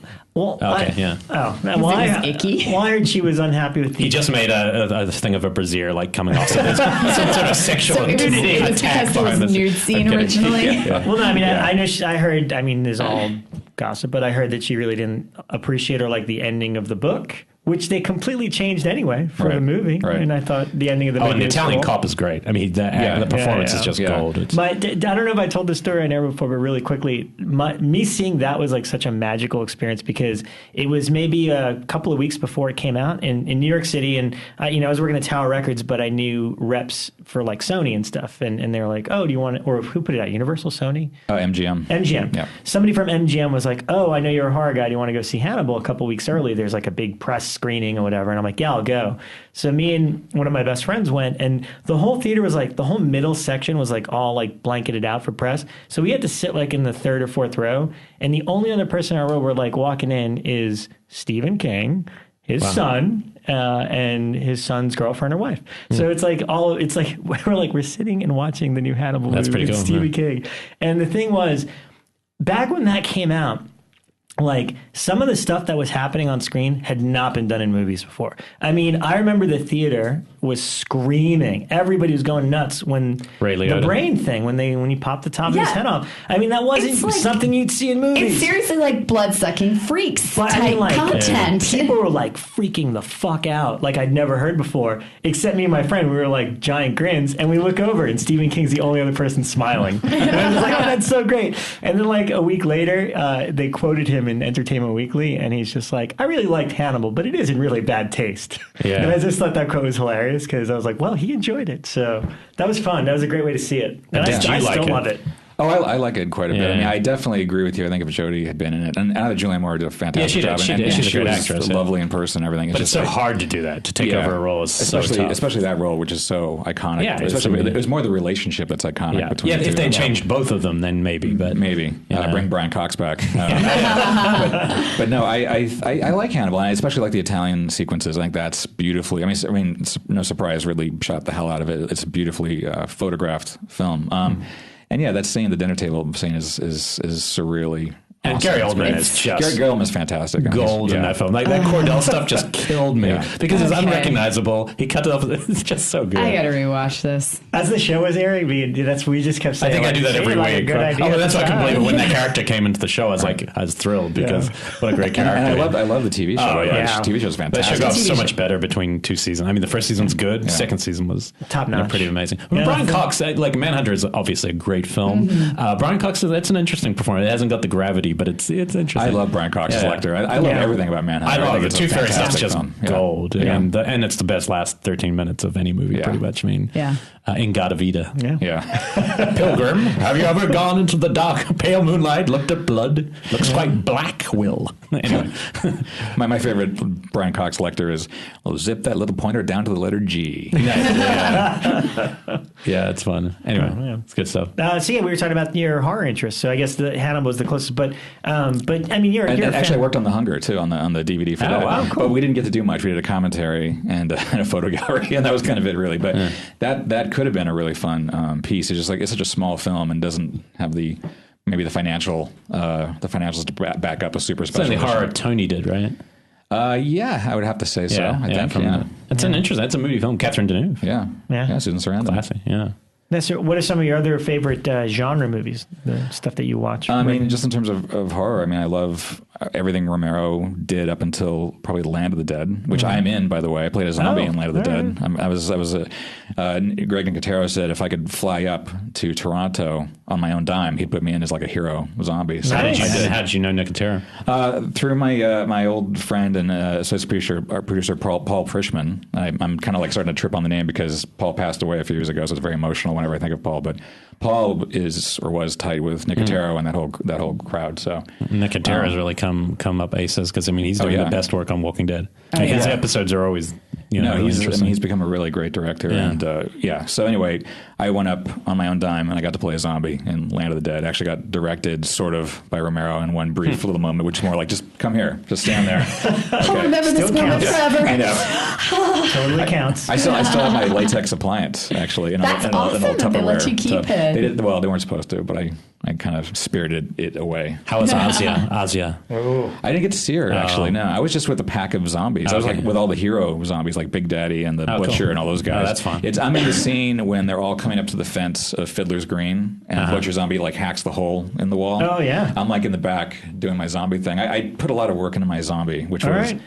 it's a 3-stage thing. So the legs were... I did David MG from Dawn of the Dead with a broken ankle. So I was doing the Steven. Yeah. The arms was Captain Jack Sparrow from like Johnny Depp from Pirates. I got it. And the head was Stevie Wonder. So I was just I was doing that. That was my zombie. So unfortunately in the shot you see only the Stevie Wonder part. You don't see the 80% of magic. There was a lot of characterization that went into that. The thing that most people want to know about that is the nose pick by Dennis Hopper, and that key line where he does that just slight nose pick. It gives everything to that character. But yet you don't know if it's a mistake. Creep me out. Yeah. It's in the trailer, and in the trailer he doesn't. It's a different take. Okay, interesting. So the take they use in the movie is that one. But yeah, I like Land a lot, actually. I still it's my favorite of the second trilogy, without fail. Nice, yeah. But anyway, so yeah, I love Romero. Really love Carpenter. I'm a big Carpenter fan. I feel like I saw a lot of horror movies on Z Channel when I was a kid. Did you guys know what Z Channel was? Yeah, we've had Zan Cassavetes was on our show, and she made the doc on Z Channel. Yeah, that I used to watch Z Channel like just religiously, and just the mashup of different genres and types and years. And did you remember seeing Mick on it? Doing interviews? Because now and retroactively. Yeah, there's that guy. Yeah, and of course I know. Yeah, now interesting. I know. But back at the time, he just seemed like the interview guy. You know? Right. And then Charles Champlin had a show on as well on Z Channel. But I remember you'd go from like Soldier of Orange to 1941, just like that. Yeah. And you're like, wait, what? Why are these two films together? But it was so much fun to see. That kind of like just like that blend. I'm kind of blanking now because I wasn't expecting like list off horror movies. But top 10. Go. Do you keep up to date with the new stuff? A bit, but like that's the thing. So I go to horror trivia, and like 90% of the time I'm just staring off into space, like I have no idea what because it's so in depth. Monster Squad. Oh, we have a lot of fun because we know we suck, so we just have a good time. You guys hold your own. It's okay. I mean, sometimes we do okay, but it's just funny. Like there was one game a couple games ago where I was just nailing it. I don't know where it was coming from. You got to tell me the category. Don't do that one again. Well, actually, yeah. But I did really well in actually the Psycho stuff, and I was and no one else did. I regret that. I'm sorry. I made it too hard. Well, actually, I like Psycho 3. I mean, I like pretty much all the Psycho, but Psycho 3 is great. It's got nuns in it, and it's a fun one. I like that one. Is that the one with the ice chest? Yes. Okay, that's got I'm using the turlet or toilet or yeah. It's Occupado. It's Kat Shea, director Kat Shea. Yeah. Her last acting role was in. Interesting. I didn't know that. But the Carter Burrell score in that, which I loved. Me too. And it's been sampled. Like I heard it one time. I was in Europe, and I was at a club, like a dance club, and they sampled the Psycho 3 score in this techno, like discotheque music. I wish I still had it. It was amazing. You should have told the DJ just because he would have been like, "You're the one. Yeah, you're the only one in this country." So we understand now the Ridley Scott connection was obviously it started very early for you, but with Lynch, and Lynch is my favorite, like through and through my favorite director, has almost always been when I was really young. I think through Twin Peaks, like you watch TV and you're like, oh, this isn't TV. It's on TV, but it's not TV. And that was, one of the first experiences of having that. So how did you get involved with his work, and had you always kind of appreciated his work, or was it? Oh, yeah. I mean, I was a big fan of Lynch from almost the beginning. It took me a while. The first Lynch film I saw was Elephant Man. Mm-hmm. Yeah, it's a good one. It's the first movie that made me cry. Mm-hmm. Yeah. I was 12 or 13 when I saw it, and I just, at that point I'd been fully into like Star Wars and Alien and those types of films. I'm seeing this film, I'm just bawling my eyes out. I don't know why. So that really had a profound impact on me. And then I started just kind of like paying attention to him, even with Dune. I thought Dune, and I think Dune today it's a wonderful film. It's a train wreck, but it's so beautifully designed and shot. Certain sequences, like the Baron stuff, is like flawless. They just ran out of money. You know, that was pretty much it. But have you read that book about it, the making of it? I don't think so. No, I'll see if it's on my bookshelf. It's really good because it talks about. I mean, if somebody made that documentary, it's like they were wearing these full body leather suits in 130-degree Mexico. People were passing out. It sounded like they just had no chance. It sounded like the conditions were so bad. Well, Paul Salmon, who wrote Future Noir, The Making of Blade Runner, was the publicist on Dune. So every time we get together for lunch, he tells me Dune stories. And I think, that'd be a really great documentary. It probably would be. Yeah. We need, David Lynch's Dune is the that documentary next. Because then in my Blade Runner documentary, we have a tiny little bit of Ridley's Dune. Because Ridley was going to do Dune. I didn't know that. Yeah, if you watch the Dangerous Days, we have a tiny section where Ridley talks about his version of Dune because he was going to do that after Alien. Wow. But then his brother, Frank, passed away. And Ridley kind of fell into this depression, didn't want to do anything. And then he kind of realized, no, I have to focus on something. I have to make a movie. And then the next one that came his way was Blade Runner. So in the middle was Dune. That kind of fell by the wayside. But then I remember seeing T-shirts when I was at school of this Eraserhead character on shirts. I'm like, what is that? Yeah. And so it took me a while to get back to Eraserhead. By that point, I think I had gotten the Lynch vibe enough, so I wasn't totally shocked when I saw Eraserhead. Because if I had just seen it cold with no history with Lynch, it would have been. Can you even imagine having been there like in 1970, walking into a theater, not even knowing what it is, not even the term doesn't exist, and you just watch that movie. Yeah. It's like that's the thing about movies now. I'm always looking for that feeling of like, whoa, what is that? Exactly. So great. I think the last time I had that feeling was Holy Motors. I think that was the last time I went to a movie. I was like, wait, what am I watching? I haven't seen that movie yet, but you guys both loved it. No, I definitely didn't. Okay, it was Elric. I remember Elric being the greatest movie of the year. But would you agree it's that type of movie where you're like, what the hell am I watching? Yeah, and I definitely wanted to revisit it. I didn't know anything about it, and I was expecting something completely different, and I saw it at like 11 o'clock at night, and I was just delirious the entire time. I'm like, what the fuck is this? Yeah. And that's why. So I walked out of it angry, not because I didn't know what I was getting into. But I feel like I could appreciate it if I tried to revisit it under the right context. Yeah. No, I was just so enchanted by like how original and how it just did its own thing, had its own rules. And I've seen that director every one of his films before, and that's still totally left field. Yeah. Except for the use of that actor, who's astounding. Right. It's like his Jack Nance or whatever. I think mine was Spring Breakers.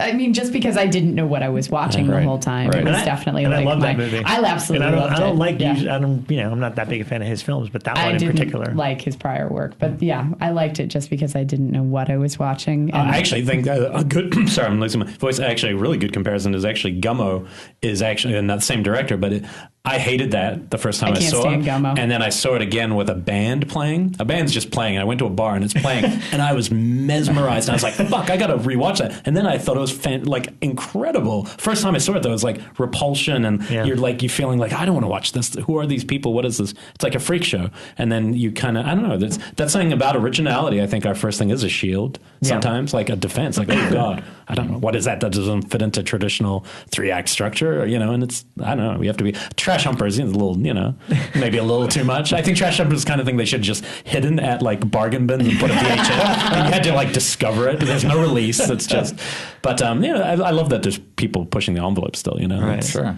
Usually foreign, but What you were saying, so you were the way that you got into Lynch and followed his. So anyway, I was a big Lynch fan, and then certainly with Twin Peaks, I was actually at the very first public screening of the pilot, which was months before it aired on ABC. Publicly screened the pilot? Yeah, it was at LACMA. It was like one of those LACMA screenings. That's rarely Was it with the done. European ending or no? It was the American ending. Okay, cool. Yeah, they kind of hinted at that, and that blew everyone's mind in the theater. Like, you've already revealed who the killer is, but it turned out obviously it wasn't the real ending.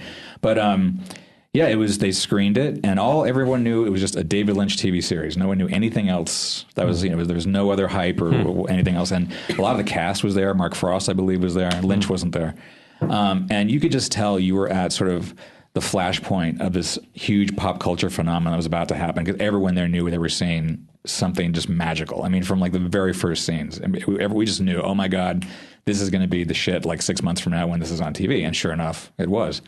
So I was a huge Twin Peaks maniac, and in between season 1 and 2, I was actually writing for my college paper at the time. I was the entertainment reporter, And I went down to Union Station where they had a benefit for tree people, and it was with Twin Peaks, and the cast was like most of the cast. Tree People, for those of you who aren't in LA, is a park off Coldwater Canyon that's kind of like a running and hiking course.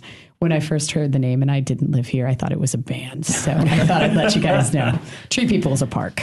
Well, and it's also an environmental Yeah, group, it's an environmental group. You can have birthday parties there. Right. So basically they were having a big benefit, and like pretty much the entire cast was there. So I went down on my own with my little tape recorder, just do these kind of like guerrilla interviews with the cast, and I got pretty much everybody. Wow. And I wrote it up in my newspaper, and anyway, so I continued on with the Twin Peaks mania, and also I'm proud to say, if you go back and look at the Glendale Community College newspaper, El Vaquero, long before they reveal Laura's killer, I nailed it. I did this breakdown of who the killer is, and I gave 3 options, but I said, this is absolutely the killer, and I was right. Wow. And which you're not revealing for, just in case somebody hasn't seen it. In case someone hasn't seen it. Because it is one of those things that is worth. I will say that in your extra, I was my favorite thing that I learned today, besides that Mark Frost and Lynch first met at Dupar's, which is one of my favorite pancake places, was that Lynch said the intention, and it makes total sense for the series, the intention was to never reveal the killer, ever, no matter how long the show went. That was, as he puts it, there's a tree, and that's the tree, and the branches are the story we learned. And the reason it makes sense is because the case I've always been obsessed by, and I'm not alone, is the Black Dahlia, and that same thing that everyone thinks they know who it is. And this book clearly points to this, but we never know, and we'll never know about Zodiac, Zodiac ever. is the same thing. And we pretty much think we know what's Zodiac, but you don't know. And I think that mystery that he was alluding to, I think that is a big deal, and I think that is really something that, obviously in the movie they have done enough to make the answer enough, but I could see how that was that one thing that he had to compromise on that really obviously killed him. What was it? He referred to it as like the golden goose. Yeah, like and he's completely right with that particular story, because they're forcing, you don't want to be forced. If you're going to reveal it because you want to, that's different. But I don't know. I thought that, but the allusion to Black, it always felt to me like, I'm sure this has been written before, but Black Dahlia and Marilyn Monroe, because they're clearly working on Marilyn Monroe biography, the idea of never knowing who someone really was. Right. You saw shades of them, but you never, and that they have a different past. Those two characters colliding and the Laura Palmer character. Well, there's also been, to switch over to Blade Runner really quickly, there's been a lot of renewed interest for some reason in the whole Deckard as a replicant mystery, which Ridley has said multiple times, yeah, he's supposed to be a replicant, but it's never established in the film. It's never like underlined or said, okay, yes, you are a replicant in the film. And so, like, what are you talking about? Edward James almost says it at like the key line. But that's the thing is, like, Hampton Fancher, the writer, said it's the question that's interesting. The answer is stupid. And I feel like that could almost apply to the Laura Palmer mystery. It's like it's the question that keeps you on the edge of your seat, that keeps you going with it. Right. And once if they nailed it down, like if we'd seen him with Android bits or something, they would have killed it. Right. It was the idea that is he? Now he's on a timeline of Yeah. And what does that mean? What does that mean? Basically, like keeps you guessing in outside the theater, walking to the parking lot, continuing on with your life. You still think about that movie versus it's totally got true. it, I'm done. It's over. This is what we talk about quite a lot, because a lot of the films I'm attracted to are ones I'm still. Last year it was Under the Skin, or things that I'm just like, it somehow affects me, and I'm thinking about it because I didn't have full closure, and that's the problem with sequels. Sometimes they just beat the closure horse with new closures. It's. One quick story about the Tree People benefit, though, just to wrap that up, is someone please make a band called Tree People now. I'm sure there is. They had a contest. They had like a silent auction to raise money, but they had a contest, and I only read it as guess who the killer was, right? And at that point, I knew, even though season 2 hadn't even aired yet, and I wrote down the killer's name, right? And then months pass, and I get a call from Tree People or whatever, and they're like, "Hey, congratulations! You won the Twin Peaks romantic dream killer dinner thing." I'm like, what are you talking about? We guessed who the killer was. You get to get a romantic dinner with your killer. I'm like, you mean the actor who plays the killer? Yeah.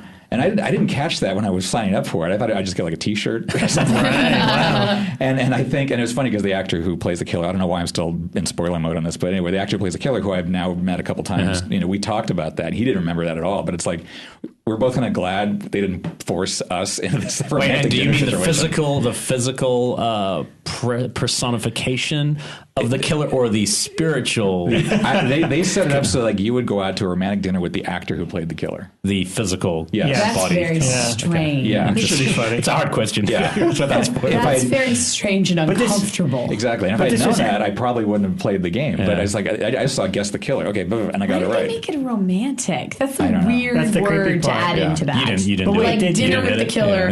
Had they revealed it by the time they called you? Oh, yeah. Oh, okay, all right. So then it was That's out. why I'd kind of forgotten because it was months later. Okay. You know, you had. I don't want to break it to you now. You had the option of Sherilyn Fenn and Matt Chinamak as well. Just so you know, they just forgot to. It's like you can go on a date with Matt Chinamak. Matt Chinamak looks incredible in your video. I was just like, how is that possible? Yeah, you know, she's a stunning actress. Yeah.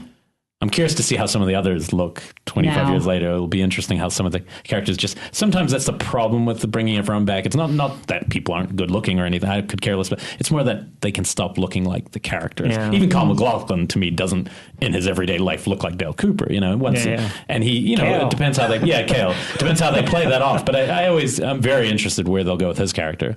I always thought maybe he'll become like the mayor of the town or something weird. And, you know, who knows if he good or bad, who knows? You know? Well, Mark Frost, I think, recently said something that they would, for the new series, they have to go in a really different, bold direction. They can't just continue on with, like it's just 25 years later as though it's the next day. Yeah. You know, and everyone's in the same clothes and doing the same thing. It's definitely, I would imagine, based on Frost's comment, this going to be a big That's leap. great. That's really exciting. I think I heard Lynch mention True Detective as something that like made him realize, like, which is great because I think we're all thinking that. It's like, if you can do that in the Twin Peaks world, my God, it's like. And of course, True Detective seems heavily inspired by Twin Peaks. Of course, completely. X-Files was, and Lost. I mean, all these other shows are so influenced by Twin Peaks. To answer your question, how did I get involved with David? Is basically because I was such a mega fan. I had been working with CBS on the series Numbers, which is a Scott-free production that Ridley exec produces or did when it was on. And just, you know, through that with the actor from Northern Exposure, which is also a show that was had that similar kind of world. That's right. Without the murder mystery, it had the quirks. At the Pacific Northwest. I remember that. Yeah. So I just kind of threw my hat in the ring and wrote a proposal. And, you know, I mean, I have to say, I really wasn't in competition to get it because I sort of knew about it ahead of time because my girlfriend at the time worked for CBS. So she was, you know, she told me, hey, they're doing Twin Peaks. You should get in on it. So I did. I mean, I wrote like an epic proposal, which they accepted. And it just seemed like a good fit based on my work with Numbers. So, so then we just kind of took off from there. I met with David, talked it out with him. You know, he's not the biggest special features guy in the world because he likes to keep the mystery alive and really enjoy the you know, savoring the story and the character and the world that he's creating. Not like the directive that follows. Stop. You missed the start of it. Okay. But I think he doesn't want to deconstruct and demystify every single second of everything, which is why he doesn't like commentaries. You know, which is why we don't do like these. You know, this is the camera they use, and here's like, you know, this and that. It's just, it doesn't interest him. And frankly, I think when you're in that type of world, it wouldn't interest me either necessarily. I like to follow the director's lead. And if David wants to just hear stories, like fun production stories or how ideas came to be, then that's what we'll do. You know, that's what we've done so far is kind of keep it on that level. You know, it's funny, somebody was telling me recently about, because I haven't watched it yet, but I know like the Blue Velvet Blue has a, like an hour's worth of material. Yeah, and I thought, I mean, what a treat it was to watch. You know, I watched the Twin Peaks Blu-ray box set in order, and then I watched the film, and I thought it was a good double bill to watch the movie and then watch the 90-minute additional movie with all the other stuff because it gave you this different perspective. I think it's amazing that he likes to restore that kind of stuff. But Nick Redman, who was on our show and runs Twilight Time, put out Wild at Heart. And I guess there's some Wild at Heart material that might be on the lime green box set that they did. And I think he tried to include it, and David's like, no, that doesn't look good enough. It's like, let's just leave it on the DVD. Because I guess maybe the original elements weren't around or whatever the case would be.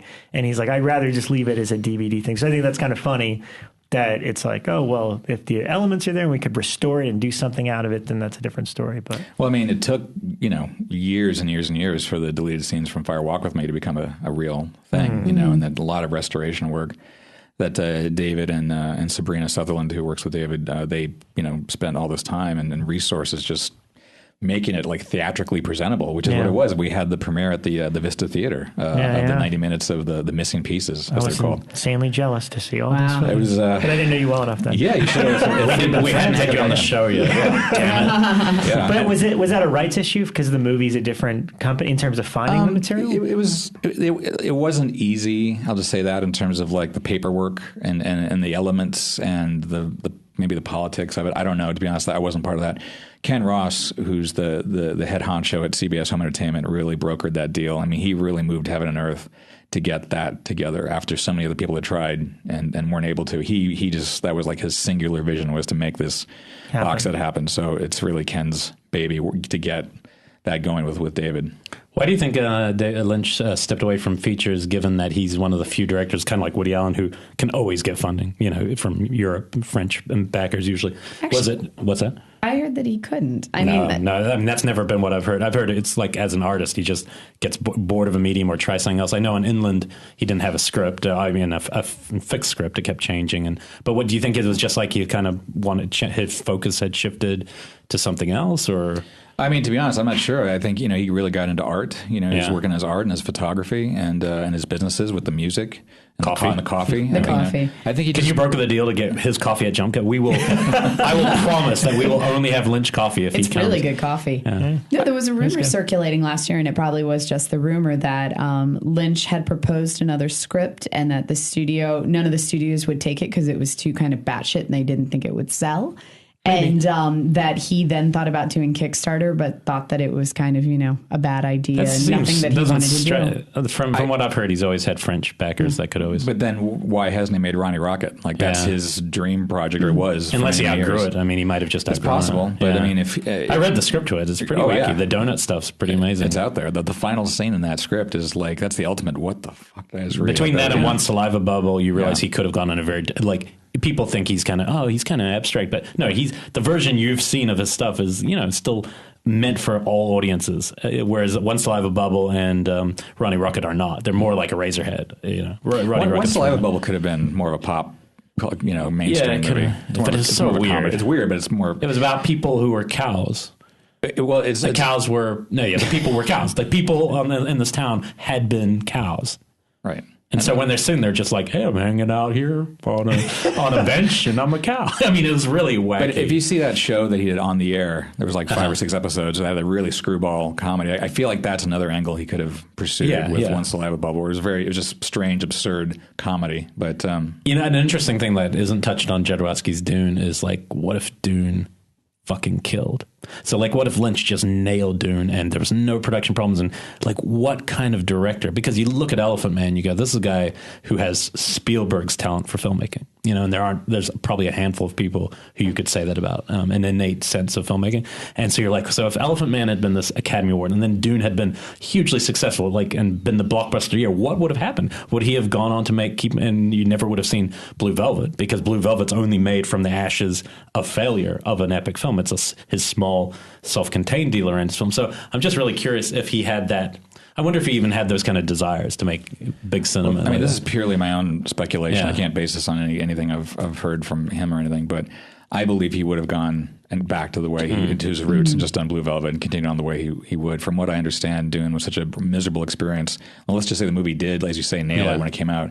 I think he just said, this is going to be my one stab at doing a mainstream movie, and let's see how that goes. And I think almost immediately he realized that just wasn't. So it was always the artist, in other words, like that. I would assume. I mean, based on what I've read and heard, I think that's probably what would have happened. But I will challenge anyone to this day. I think Dune is actually a really good movie. I mean, the world building in that film, I mean, aside from maybe some clunky scripting and some clunky editing and some clunky visual effects, it's like Alien 3 in a way, in terms of beneath the wreckage, there's a gem of a movie there, that just is kind of waiting to be discovered. And I think it's just very complicated because people don't know the story, and the book is so big. It's too hard it's too dense, maybe. It's way too dense. But there's interesting stuff for sure. Yeah, I haven't seen it in a long time. You should look on YouTube for his Return of the Jedi stories. Oh, yeah. Because he talks about that pretty openly. And it's pretty hilarious. I'm going to Lucas. Well, I guess that's actually the perfect segue, right? Like, had he gone on to make that, God knows, what kind of filmmaker he'd be. But yeah, I think you're probably right about him always coming back to his roots. Because Inland Empire, I have to revisit that, but it's a really interesting film. It definitely goes, it's too long, and there's parts that don't work, but there's a couple sequences that are just really tense and,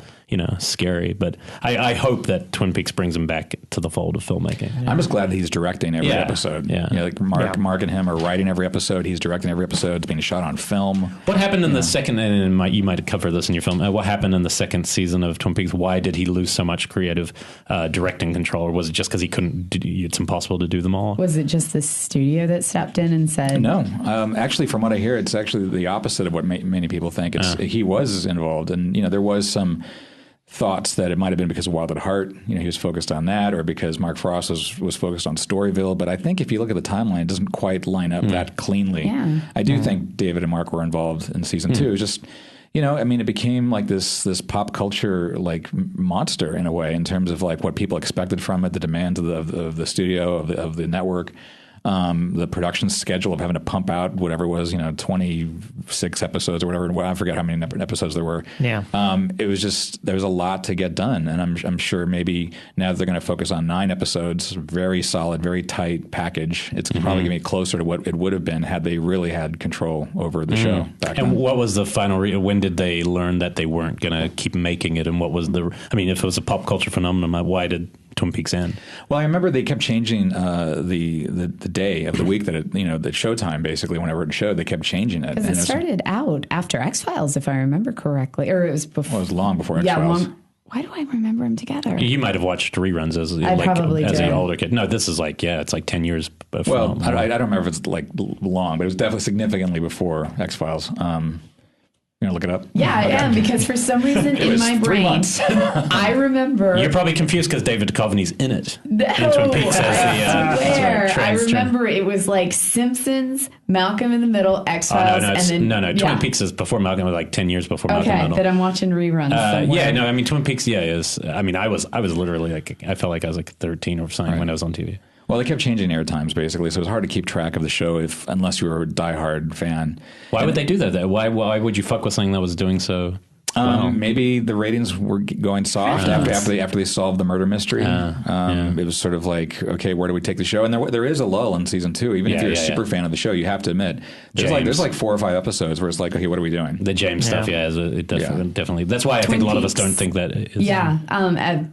Twin Peaks was 90 to 91, and X-Files was not till 93. Okay. But okay. That's only a couple years. I thought it was like 10 years apart. No, it's like a year apart, but my brain is still flawed. They were not one right after the other. Yeah. But you probably started reading. Okay, interesting. Yeah, but it just doesn't feel like Lynch would have had creative control over that part. The part with the law, it just doesn't have that stamp to me, but... to me, I love. You look at it. The first season's like 9 episodes, right? 7 episodes. Yep. And the first season is just so great, including the pilot. And then the second is 20 some odd episodes. And once they wrap up the murder mystery, pretty much from that episode up until when Lynch comes back as once they hint at Wyndham Earle as the new villain, that's when it starts to kind of find its traction again. And then Bob comes back into the story, and then it's like, okay, now we're getting back to where we want to be. But there's definitely like 3 episodes where you're like, okay, what are we doing? Yeah. I don't like that. I don't like that. There was an aliens in a cave one. I remember that. Well, that's kind of like the owls in the cave. The owls are not what they seem. The whole otherworld, which, by the way, I always thought owl meant otherworldly life form. I was a kid. I was thinking, that's what the owls mean. But I think that the owl stuff was interesting. At least the potential for it. Maybe not the execution, but that was interesting. Bob, certainly, the Man from Another Place, the Red Room, Black Lodge, all that stuff was interesting. The last episode's incredible. Every episode that David directed is phenomenal. And that's probably the problem, what people are getting at. Like even Diane Keaton did one, and some of them felt really uneven. Yeah. Like Ivan Raimi or Sam Raimi's brothers in one Ted of them. Raimi, yeah. Ted Raimi, I think he's in that one from memory. Just I might be totally wrong, but it's just there were some of them just didn't feel well put together. And I think it's like when somebody's giving you like the creme de la creme, and then suddenly you're like, and this one's kind of phoned. That's how it felt, I think. Yeah. I really just think it would kind of collapse under its own success a little bit. And I don't think it was anyone's fault. It was just that no one expected it to be that hot of a phenomenon. It was on the cover of Time magazine. Mm-hmm. Is the idea now that, I don't know if you even know, but is the idea, are they open to doing more? Is this like a self-contained 9 episode thing? I honestly don't know. I imagine they'll see how it goes, and if David and Mark feel there's more story after that and Showtime's happy with it, maybe they'll do more. I don't know. Mm-hmm. Did you know at all about this new season when you were making the new Blu-ray set? I did. Okay. I mean, even the Blu-ray was kind of a secret that you had to keep. So how difficult was that, knowing that all this stuff was going to get announced in a year? The beauty of it was like I had no idea I don't know what the specifics were. I just knew, there's rumblings and there might be this and that this could happen. So when the announcement came, I was really shocked. Like, it came so out of the blue and pretty early. I thought it was going to still be a ways off, but it was interesting. Like that day when we shot Between Two Worlds, I mean, then I didn't know, but getting that glimpse of him writing new Twin Peaks content, I thought, this is interesting. Let's see where this goes. And then months later, the whispers. I started hearing them. And I saw even Lara Flynn Boyle, her name coming back, which is interesting because she didn't even come back for the film. Yeah. I don't know why didn't she come back for the film? To be perfectly honest, I'm not 100% sure. Maybe it's a conflict. I've heard multiple different types of stories, but I'm not sure. I thought Moira Kelly actually did a decent job. She was interesting. Yeah, she's a good actress. She's really good. Cutting edge. Yeah, that's where I unleashed my. I actually prefer her to come back as that character than Lara Flynn Boyle, just because Laura's a little harder. Well, no, because Lara just physically looks so different. Yeah, that it's like you'd have to address that right away somehow. It's not like. She looks like a real housewife of LA. Yeah. Or just cast someone new and have a third Donna. Make it more mysterious. I'm just confused. But let's go around the room quick about a favorite Lynch movie. What's your personal favorite? Oh, God. That's really tough. I love Lost Highway. Yeah, it's probably going to be mine. Mulholland Drive is right next to it. Yeah. Okay. And Alpha is right next to that. It's really his LA films are really something. Yeah. And I will say best extra feature. We're talking about extras here. Surprisingly, my other favorite extra of all time isn't a video piece. It's actually the article the guy wrote who was invited. I can't remember his name. He's actually a famous writer. He was invited for like a week or 2 weeks to be on the Lost Highway as they're shooting, and he wrote this incredible, it might have been for Vanity Fair, and I'll look it up so we can post it. It is like my all-time favorite. Like, it's kind of like Hunter S. Thompson kind of thing where you're just write whatever you want, and he's talking about how Lynch is working and Balthazar Getty being Mr. Cool and not really, and this is before anyone knew Lost Highway, so it just, if you feel like you're present on that set, and that film just, it's an incredible little piece, and that to me is a horror film. I mean, it's a neo-noir horror, it's, the Mystery Man is like we're talking about being scared from, what's the new film? It Follows. But the other time, last time I probably felt that tension was being in a theater and watching that first scene with the Mystery Man and Bill Pullman, where you just do not know where this is going. It's taking you out of your comfort zone to somewhere I have no idea what he is talking about. Right. And yet I go with it narratively, because Lynch might be one of the only directors who can just keep you on a hook even when you don't understand something. It's fascinating. All of his films have an element of horror to them. I mean, I think it's beautiful horror, but I think even like The Straight Story, a G-rated Disney film, there's moments like where you see that town, you hear the rumble of the factories, just like, and that's just the way he sees the world. Obviously, that's the way he sees the world. Like that feels really unsettling, But it's a beautiful sense of horror that he has. I think. Yeah, that is a beautiful film. Bekah, favorite Lynch movie? Probably Lost Highway, but I also have to say my favorite Lynch moment is his cow in New York City. Do you guys remember that? I remember the cow he had in L.A. Okay, I assume I'm assuming that the cow from New York made a transit to LA. So when I had just moved to New York, they were doing this thing to like celebrate the city, and I don't even know why cows played in, but they gave cows out to all of these famous artists and then displayed them around the city. Oh, that's interesting. And live cows? No, they were like big fiberglass. Okay, because he had a live cow out here, like someone else. No. They gave all of these like famous artists these big fiberglass cows, and said, do whatever you want with it. And then they displayed them around the city. And, there'd be one in Times Square, and then there was another one in like Herald Square and so on. And they gave one to David Lynch, and he eviscerated it and had all of the guts spilling out. And then in shit on the back, he wrote, "Eat My Fear." And then it got into this big thing with the city, because the city wasn't going to put this out in a public place. And instead they put it in like this art gallery in Brooklyn. And he released this public statement that was so Lynch, which was just like, if they give you a cow, the least they could do is display the cow that you made. And it was just... He has the most amazing PSA for New York too. Look up David Lynch PSA New York City, and you'll be blown away. The cockroach thing, it's freaky. Yeah. It's probably his scariest movie is his PSA. But I also have to say, when I was still teaching high school, I used to make my kids make Lumiere films, which are where you have a stagnant camera and you have to 1 minute, and whatever happens in front of the camera is what it is.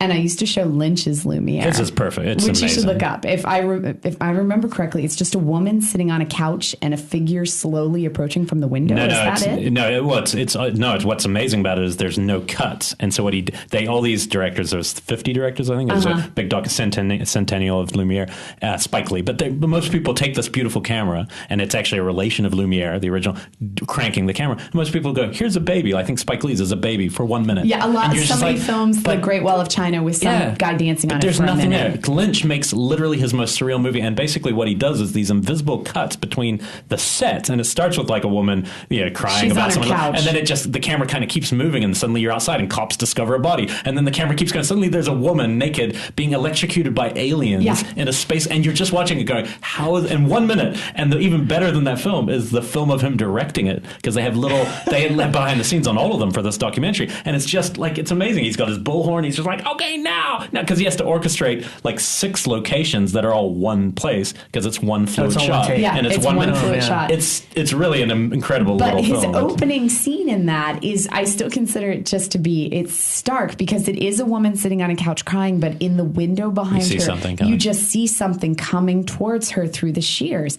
And it only makes up maybe 10 seconds of this, because my pen's leaking, because it only makes up like 10 seconds of this, because it changes scenes throughout, and it gets to the aliens electrocuting the naked woman, but just that opening scene, and just the depth of field of this figure for 10 seconds moving towards the window right next to this woman. It's amazing. So this is why I like all this stuff about ABCs of Death. Have you heard about Sheila, Free Sheila, and all this stuff? Oh, yeah. So there's this grandma who's going to be arrested, and this thing we would have talked about, Sharon. The only reason I'm saying this is, like, if anyone was going to be arrested for ABCs of Death, it'd be you, Ty West. Why is someone being arrested for ABCs of Death? Don't worry about it. Y'all can film me. And just for the record, I love all of Ty's movies, except that one. And if anyone should be going to jail for that, it would be not a woman who showed a movie to a class. Come on. Anyway, I continue. did hear about that. Okay. And Elric, you already said yours was Lost Highway. I don't even have, honestly, I don't have one, but Lost Highway is one that, in this circle, it's not underrated, but when I saw it, no one liked it, no one got it. So for me, I remember just feeling like I couldn't believe that. Mm-hmm. But Blue Velvet is one that keeps growing every year. I didn't like it when I first saw it. It's just almost too much for me. And every time I come back to it, I love it. And then Eraserhead, if I see Eraserhead theatrically, it's his best film. If I see it theatrically, any other way, it's just, it's a great film. If you see that in the theater, it's like no other experience, because the sound design, the last 20 minutes just leaves you like breathless, So all his films have just wonderful stuff. No one ever talks about his film, and I'm not going to remember the title now. Straight Story? Yeah, you just was talking about. I'm sorry. That's when you're huffing your nail polish. My pen was leaking, and then I'm like covering myself in hand sanitizer trying to get the ink off me. I was here. That's his G-rated Disney movie. Yeah, his Disney movie, and very much. Again, that was the only other one that had Elephant Man kind of ending, and Richard Farnsworth, great performer. And I like that cried at that one too. Yeah, exactly. That was a good one. Yeah, I had the unique experience of really delving into his filmography more recently, like in the last several years, because I saw Blue Velvet and Wild at Heart when they came out, and I didn't fully get them as a young man. Like, I saw them and I'm like, oh, that's kind of neat and stuff, but I was like more into like River's Edge and shit like that. Like, that's the sort of films I was like, but those are amazing. So I didn't get Lynch initially, and then much later, that was interesting, because then you go back and see those films and you're like, oh my God, these are amazing. And then you go through his whole filmography. So for me, it's Mulholland Drive. Yeah, Mulholland Drive is a masterpiece. Like a masterpiece. I'm passing you guys around a picture of David Lynch's cow. I will say I've also listened to the Wild at Heart soundtrack more than any soundtrack I own. I've listened to Nicolas Cage sing those Elvis songs. I prefer Nicolas Cage singing than Elvis. He's great at it. But and Willem Dafoe is just... Yeah, I mean, in the movie, it was a while back that I got together with Darren Bousman, and we were watching Mulholland Drive, and just like kind of in awe of, like, because it's just like these radically different scenes, and we're like, every scene could be like its own movie. Like, it's just... Well, knowing it was a TV show makes sense. That makes sense, the whole TV angle of it. And also, I think I might have told the story, but the funniest thing is I'd love to reenact the diner scene at the beginning where the guy's talking about because I was at one of my first horror conventions.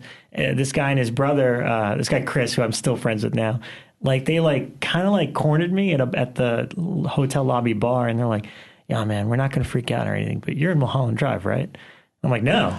Oh, they think you're that guy. Like, come on, man. You're the guy at the diner.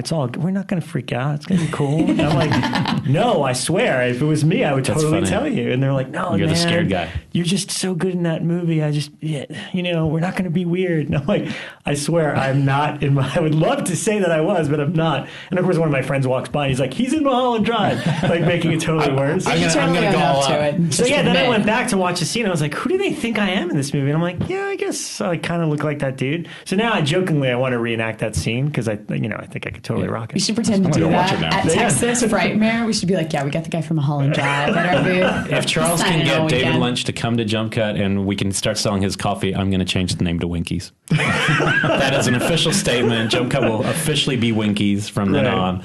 And there'll be some creepy guy in the back near the dumpster all the time. It'll be like our thing. He just hangs out there like, go see the guy. That will also be Charles. Yeah, unfortunately for him. Oh well, you've done the bargain. What are you working on? The other big projects like that you're working on, or for big releases? I mean, next week or the week after, Prometheus was big and fun, and that was a really fun project to work on. Actually. Yeah. What do you think about the split on that film? Because we all saw it at a screening where everyone was really positive. We liked it. And then a lot of other people have not liked it. I love the split because, I mean, I've mentioned this before. It's like my friends and I went and saw Avengers and came out and we're all like, yeah, that was a lot of fun. That was a great movie. That was a good time. Yeah. Okay, we're going to go eat. Where you parked? It was like we were over the film that fast. Yeah. Not because it's a great, wonderful movie, but it's like we got it. Yeah. Prometheus, people at the Cinerama Dome, because I had seen it many times, but then I went to the opening night just to see the reaction, and people were on the streets, and the lights were already off at the ArcLight. They were like shutting down, and people are arguing passionately on the street over Prometheus about how much they hated it, how much they loved it, how confused they were, how much they all this and that. And I thought that film's going to have a very interesting afterlife because people are going to keep arguing about it forever. Whereas films like Avengers or whatever, where you just say, yes, great time, good time, well done. You move on from a movie like that. And Prometheus, even if it's not as successful or appreciated by the masses, has this weird inner life now because people are so passionate about whether they love it or hate it. And I feel kind of the same way about it. I mean, for me, it was interesting because I knew the story. I knew what the engineers looked like. I knew all the controversial parts of the film 2 years before it came out. So I had time to adjust. Yeah. And so I, the first day I saw the engineers, what I previously called the space jockeys, I'm like, wait, who are these giant, David sculpture looking guys? And, when Arthur Max, the production designer, said those are the space jockeys. And I said, wait, what?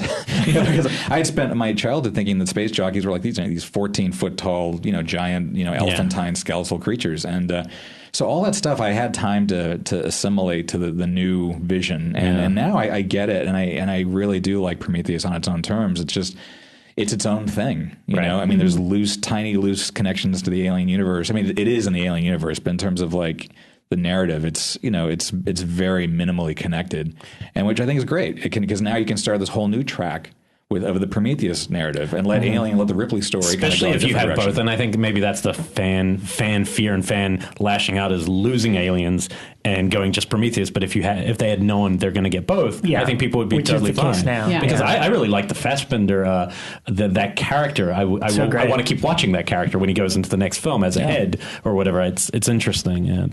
I like the film. We were at a weird screening where we were with like the guy from Bloody discussing Brad Misk, and we all turned to each other and go, "Wow, that was really great!" Good film. And we were really in the minority from what we could gather afterwards. I remember I was with Charles because it was Mike Mendez's birthday or whatever, and like as soon as the movie ended, they all like practically surrounded and attacked you, like, Charles, what does this mean? Or, like, tell us about this. Like, what did they cut out?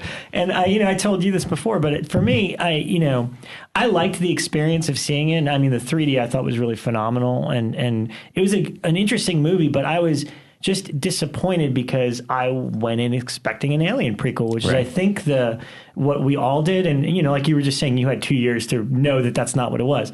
But you walk in and that's kind of not what it is. And then they sort of tease it at the very end, which really, I wish that last shot wasn't in the movie because then I would totally accept it more.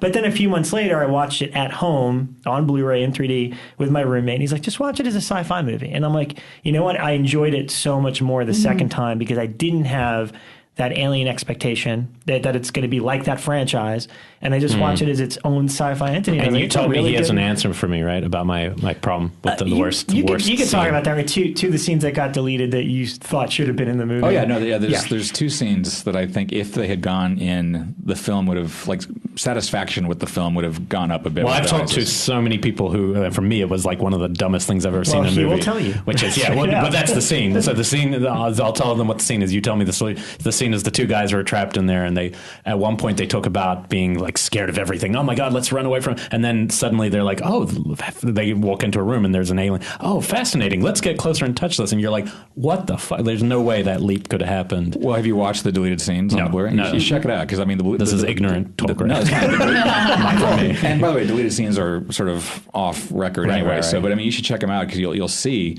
there was some connective tissue that I think would have explained that leap from being afraid and then seeing the Xenocobra or the Hammerpede, as it's really called. And there's a scene in the film. You see that close up of their boot stepping on the worms in the black goo. So that's stage 1.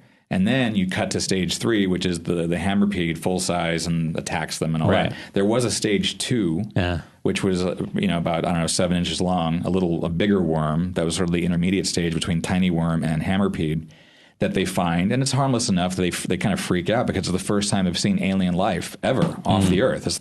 In fact, the deleted scene, I believe, is called Our First Alien. It's like the first time they've seen an alien.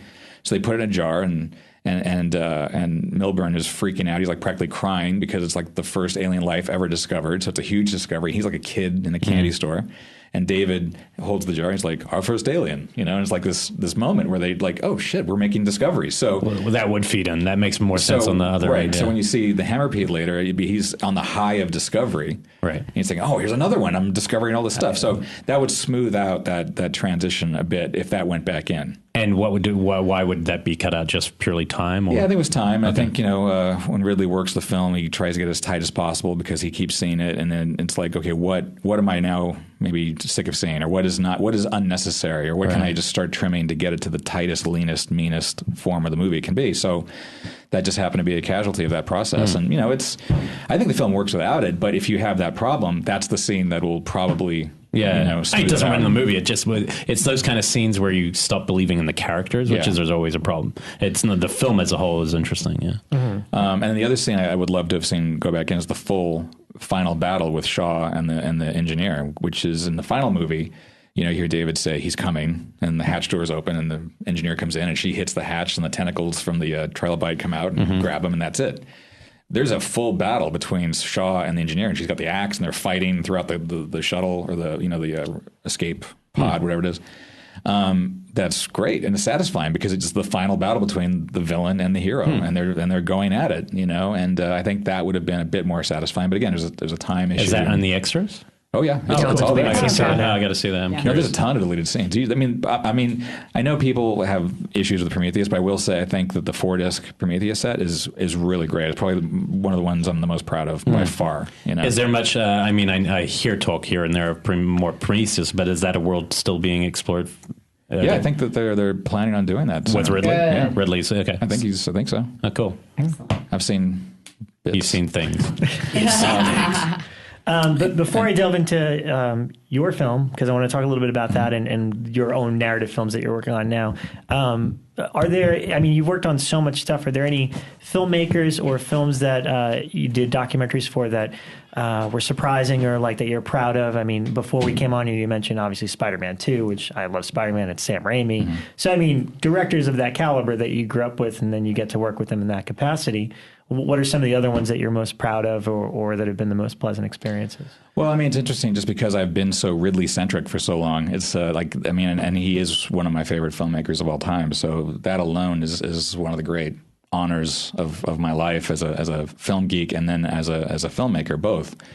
But there are other directors I've worked with that you may not think I would feel that way, but like Michael Bay. I did 3 Michael Bay movies, and 2 of which were Transformers movies. But to see the Michael Bay show in action is pretty amazing. You say what you want about the final product. He is an amazing filmmaker. He really is. People think I hate Michael Bay, but what it is I hate that he's, to me, squandering his talent on the Transformers. That's actually, to me, that's the issue. It's like, I feel like Kane was amazing. No, and I actually think the first half of The Island is really good. The first half of the build up of that film is really interesting. And The Rock, he's a great filmmaker, really interesting filmmaker. But it's and it's not even about what the worth of Transformers as a thing. It's more I don't want to see one director just stuck doing that thing over and over again where it just feels like it's the same old shit to me. That's just me. So it's not really anti-Bay. It's more I don't want to see a filmmaker just doing that when they could do something, who knows what he would do, Mm-hmm. Well, I think he challenged himself with Pain and Gain. It's like he's paying the bills with the big movies, and those films hire a lot of people, employ a lot of people. So it's like, I think that there's a positive to it no matter how you look at it. But creatively, he got to do Pain and Gain, which I think is a really, really strong artistic film, believe it or not. I mean, I really do. I think it has a very strong vision behind it. So I just think he's a consummate talent. I mean, he's really amazing.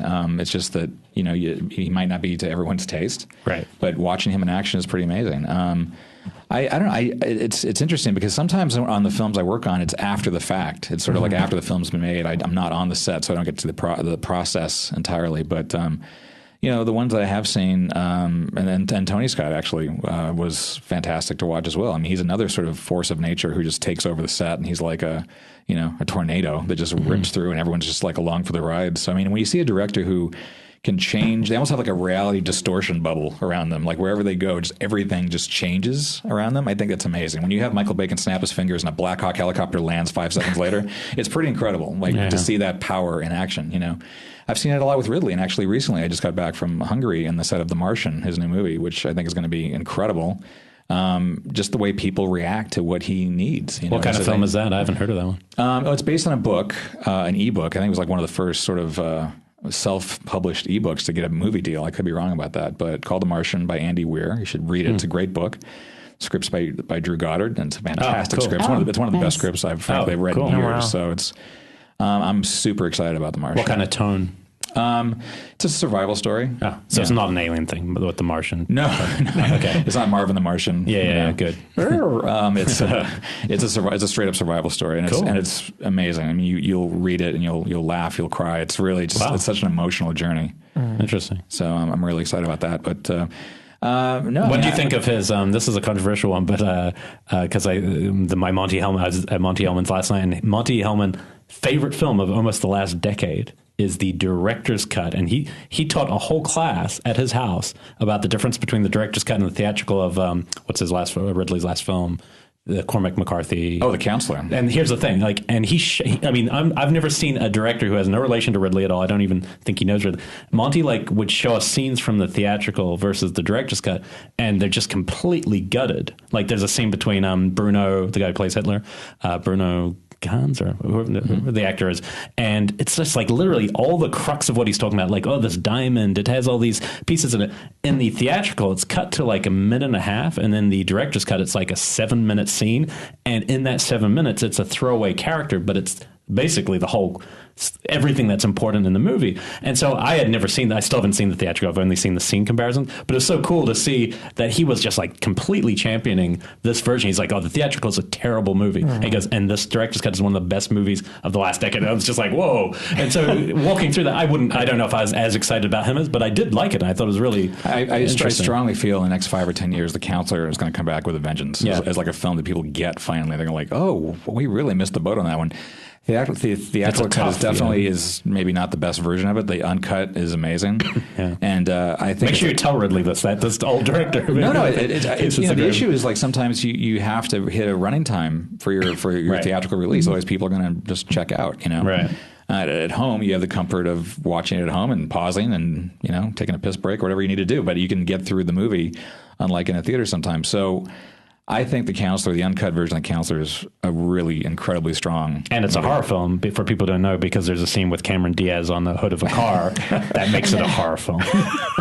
Every man's horror or attraction. I'm not sure which it is. Wow, okay. Javier Bardem is just hilarious. Yeah. Now, I remember when I saw the long cut at an early screening of the film, and just people were hyperventilating during that car scene with Cameron Diaz. Have you seen the movie? I haven't seen it either. No. Cameron Diaz has sex with a car, basically. She takes off her panties and basically has sex on the windshield while Javier is on the other side watching, and it's one of the honestly the best reactions I've ever seen in a movie where most guys are like, that's the hottest thing ever. It just cuts to Javier and goes, man, it scared the shit out of me, man. I don't know what the fuck to do. And it was just so incredible. Like the character, it's good. It's a fun. It's an interesting film. The only thing, I mean, Fassbender maybe doesn't suit playing like the straight guy. Sometimes that's the hardest role because you have the least character to work with, whereas everyone else shines. I think everyone should watch the extended cut. Yeah, don't watch the other one. I think it's a very nuanced, intelligent adult film. I really do. I think it's going to come back in terms of appreciation. Well, it was cool to see Ridley because he's mostly making big things. Exodus, and I still haven't seen Exodus, but big movies, and that film felt so self-contained, and the dialogue's tough, like Cormac McCarthy. And by the way, I have to plug Exodus Blu-ray coming out the 17th. I think it's coming out any day now, and it has my usual battery of tons of extras, long documentary, deleted scenes, the whole enchilada. Is it a director's cut or what's the theatrical? The theatrical is the director's cut. Cool. There's one cut of the movie, and we should see this film, right? I have not seen this film. I have not seen this film either. It's a big epic story about people, and it's not as, I don't know. It's probably not as bad as you've heard, but I think it's better than what people think it is. It just seems people seem kind of confused as to what kind of movie it was supposed to be. I also wonder if it was too close to the Russell Crowe Noah in terms of timing. Those kind of movies looked similar. There's waves. I think Exodus is a beautifully made movie. You should check it out and just decide for yourself. Because I know people who've seen it who love it. I know people who have problems with it. It's every movie is like that. I never saw the Kingdom of Heaven director's cut. I heard that was very different. Oh, that's one of the masterpieces. That's what people have said, and so I'm really curious to see that now. That's probably my third favorite Ridley film. Is Kingdom of Heaven director's cut. Because the theatrical, I appreciated what it looked like, but I didn't really get it. Like I just kind of was over my head. It's a radically different experience. Okay. Wow. Okay. Yeah. But yeah, besides that, I'm working. I do The Good Wife. So every season of The Good Wife, I do that DVD set, and then we'll just kind of see what happens. I'm definitely looking for the next movie. I'm attached to direct 4. So if we get funding on 1, I'll just do one of those. That sounds standard Hollywood. Yeah, I mean, you just got to keep as many balls in the air and just hope one of them lands. And so that's kind of what I'm doing. I've got 4 projects I'm super excited about. They're all awesome, and I think they're all, with one exception, really good second movies. One is too huge, probably for third or fourth movie, but I'm still on it. I'm hoping later this year I'll be in some form of production on one of those 3 or 4. That's great. And I wanted to mention because Elric and I were talking about Crave, and it's kind of like, I just felt like it was such a bold movie to be your first. So I mean, did you develop it after a long time? Was that the one that just came together at that time? You know what I mean? Like when it comes to your first movie coming out of the gate, and it just seems like a very. I mean, now I understand. You said, well, if I never make another one, I want to throw all this stuff in there. But it was interesting because one of the ones I was talking about, what might be the next film, and the big one is it's based on a Philip K. Dick short story called "I Hope I Shall Arrive Soon."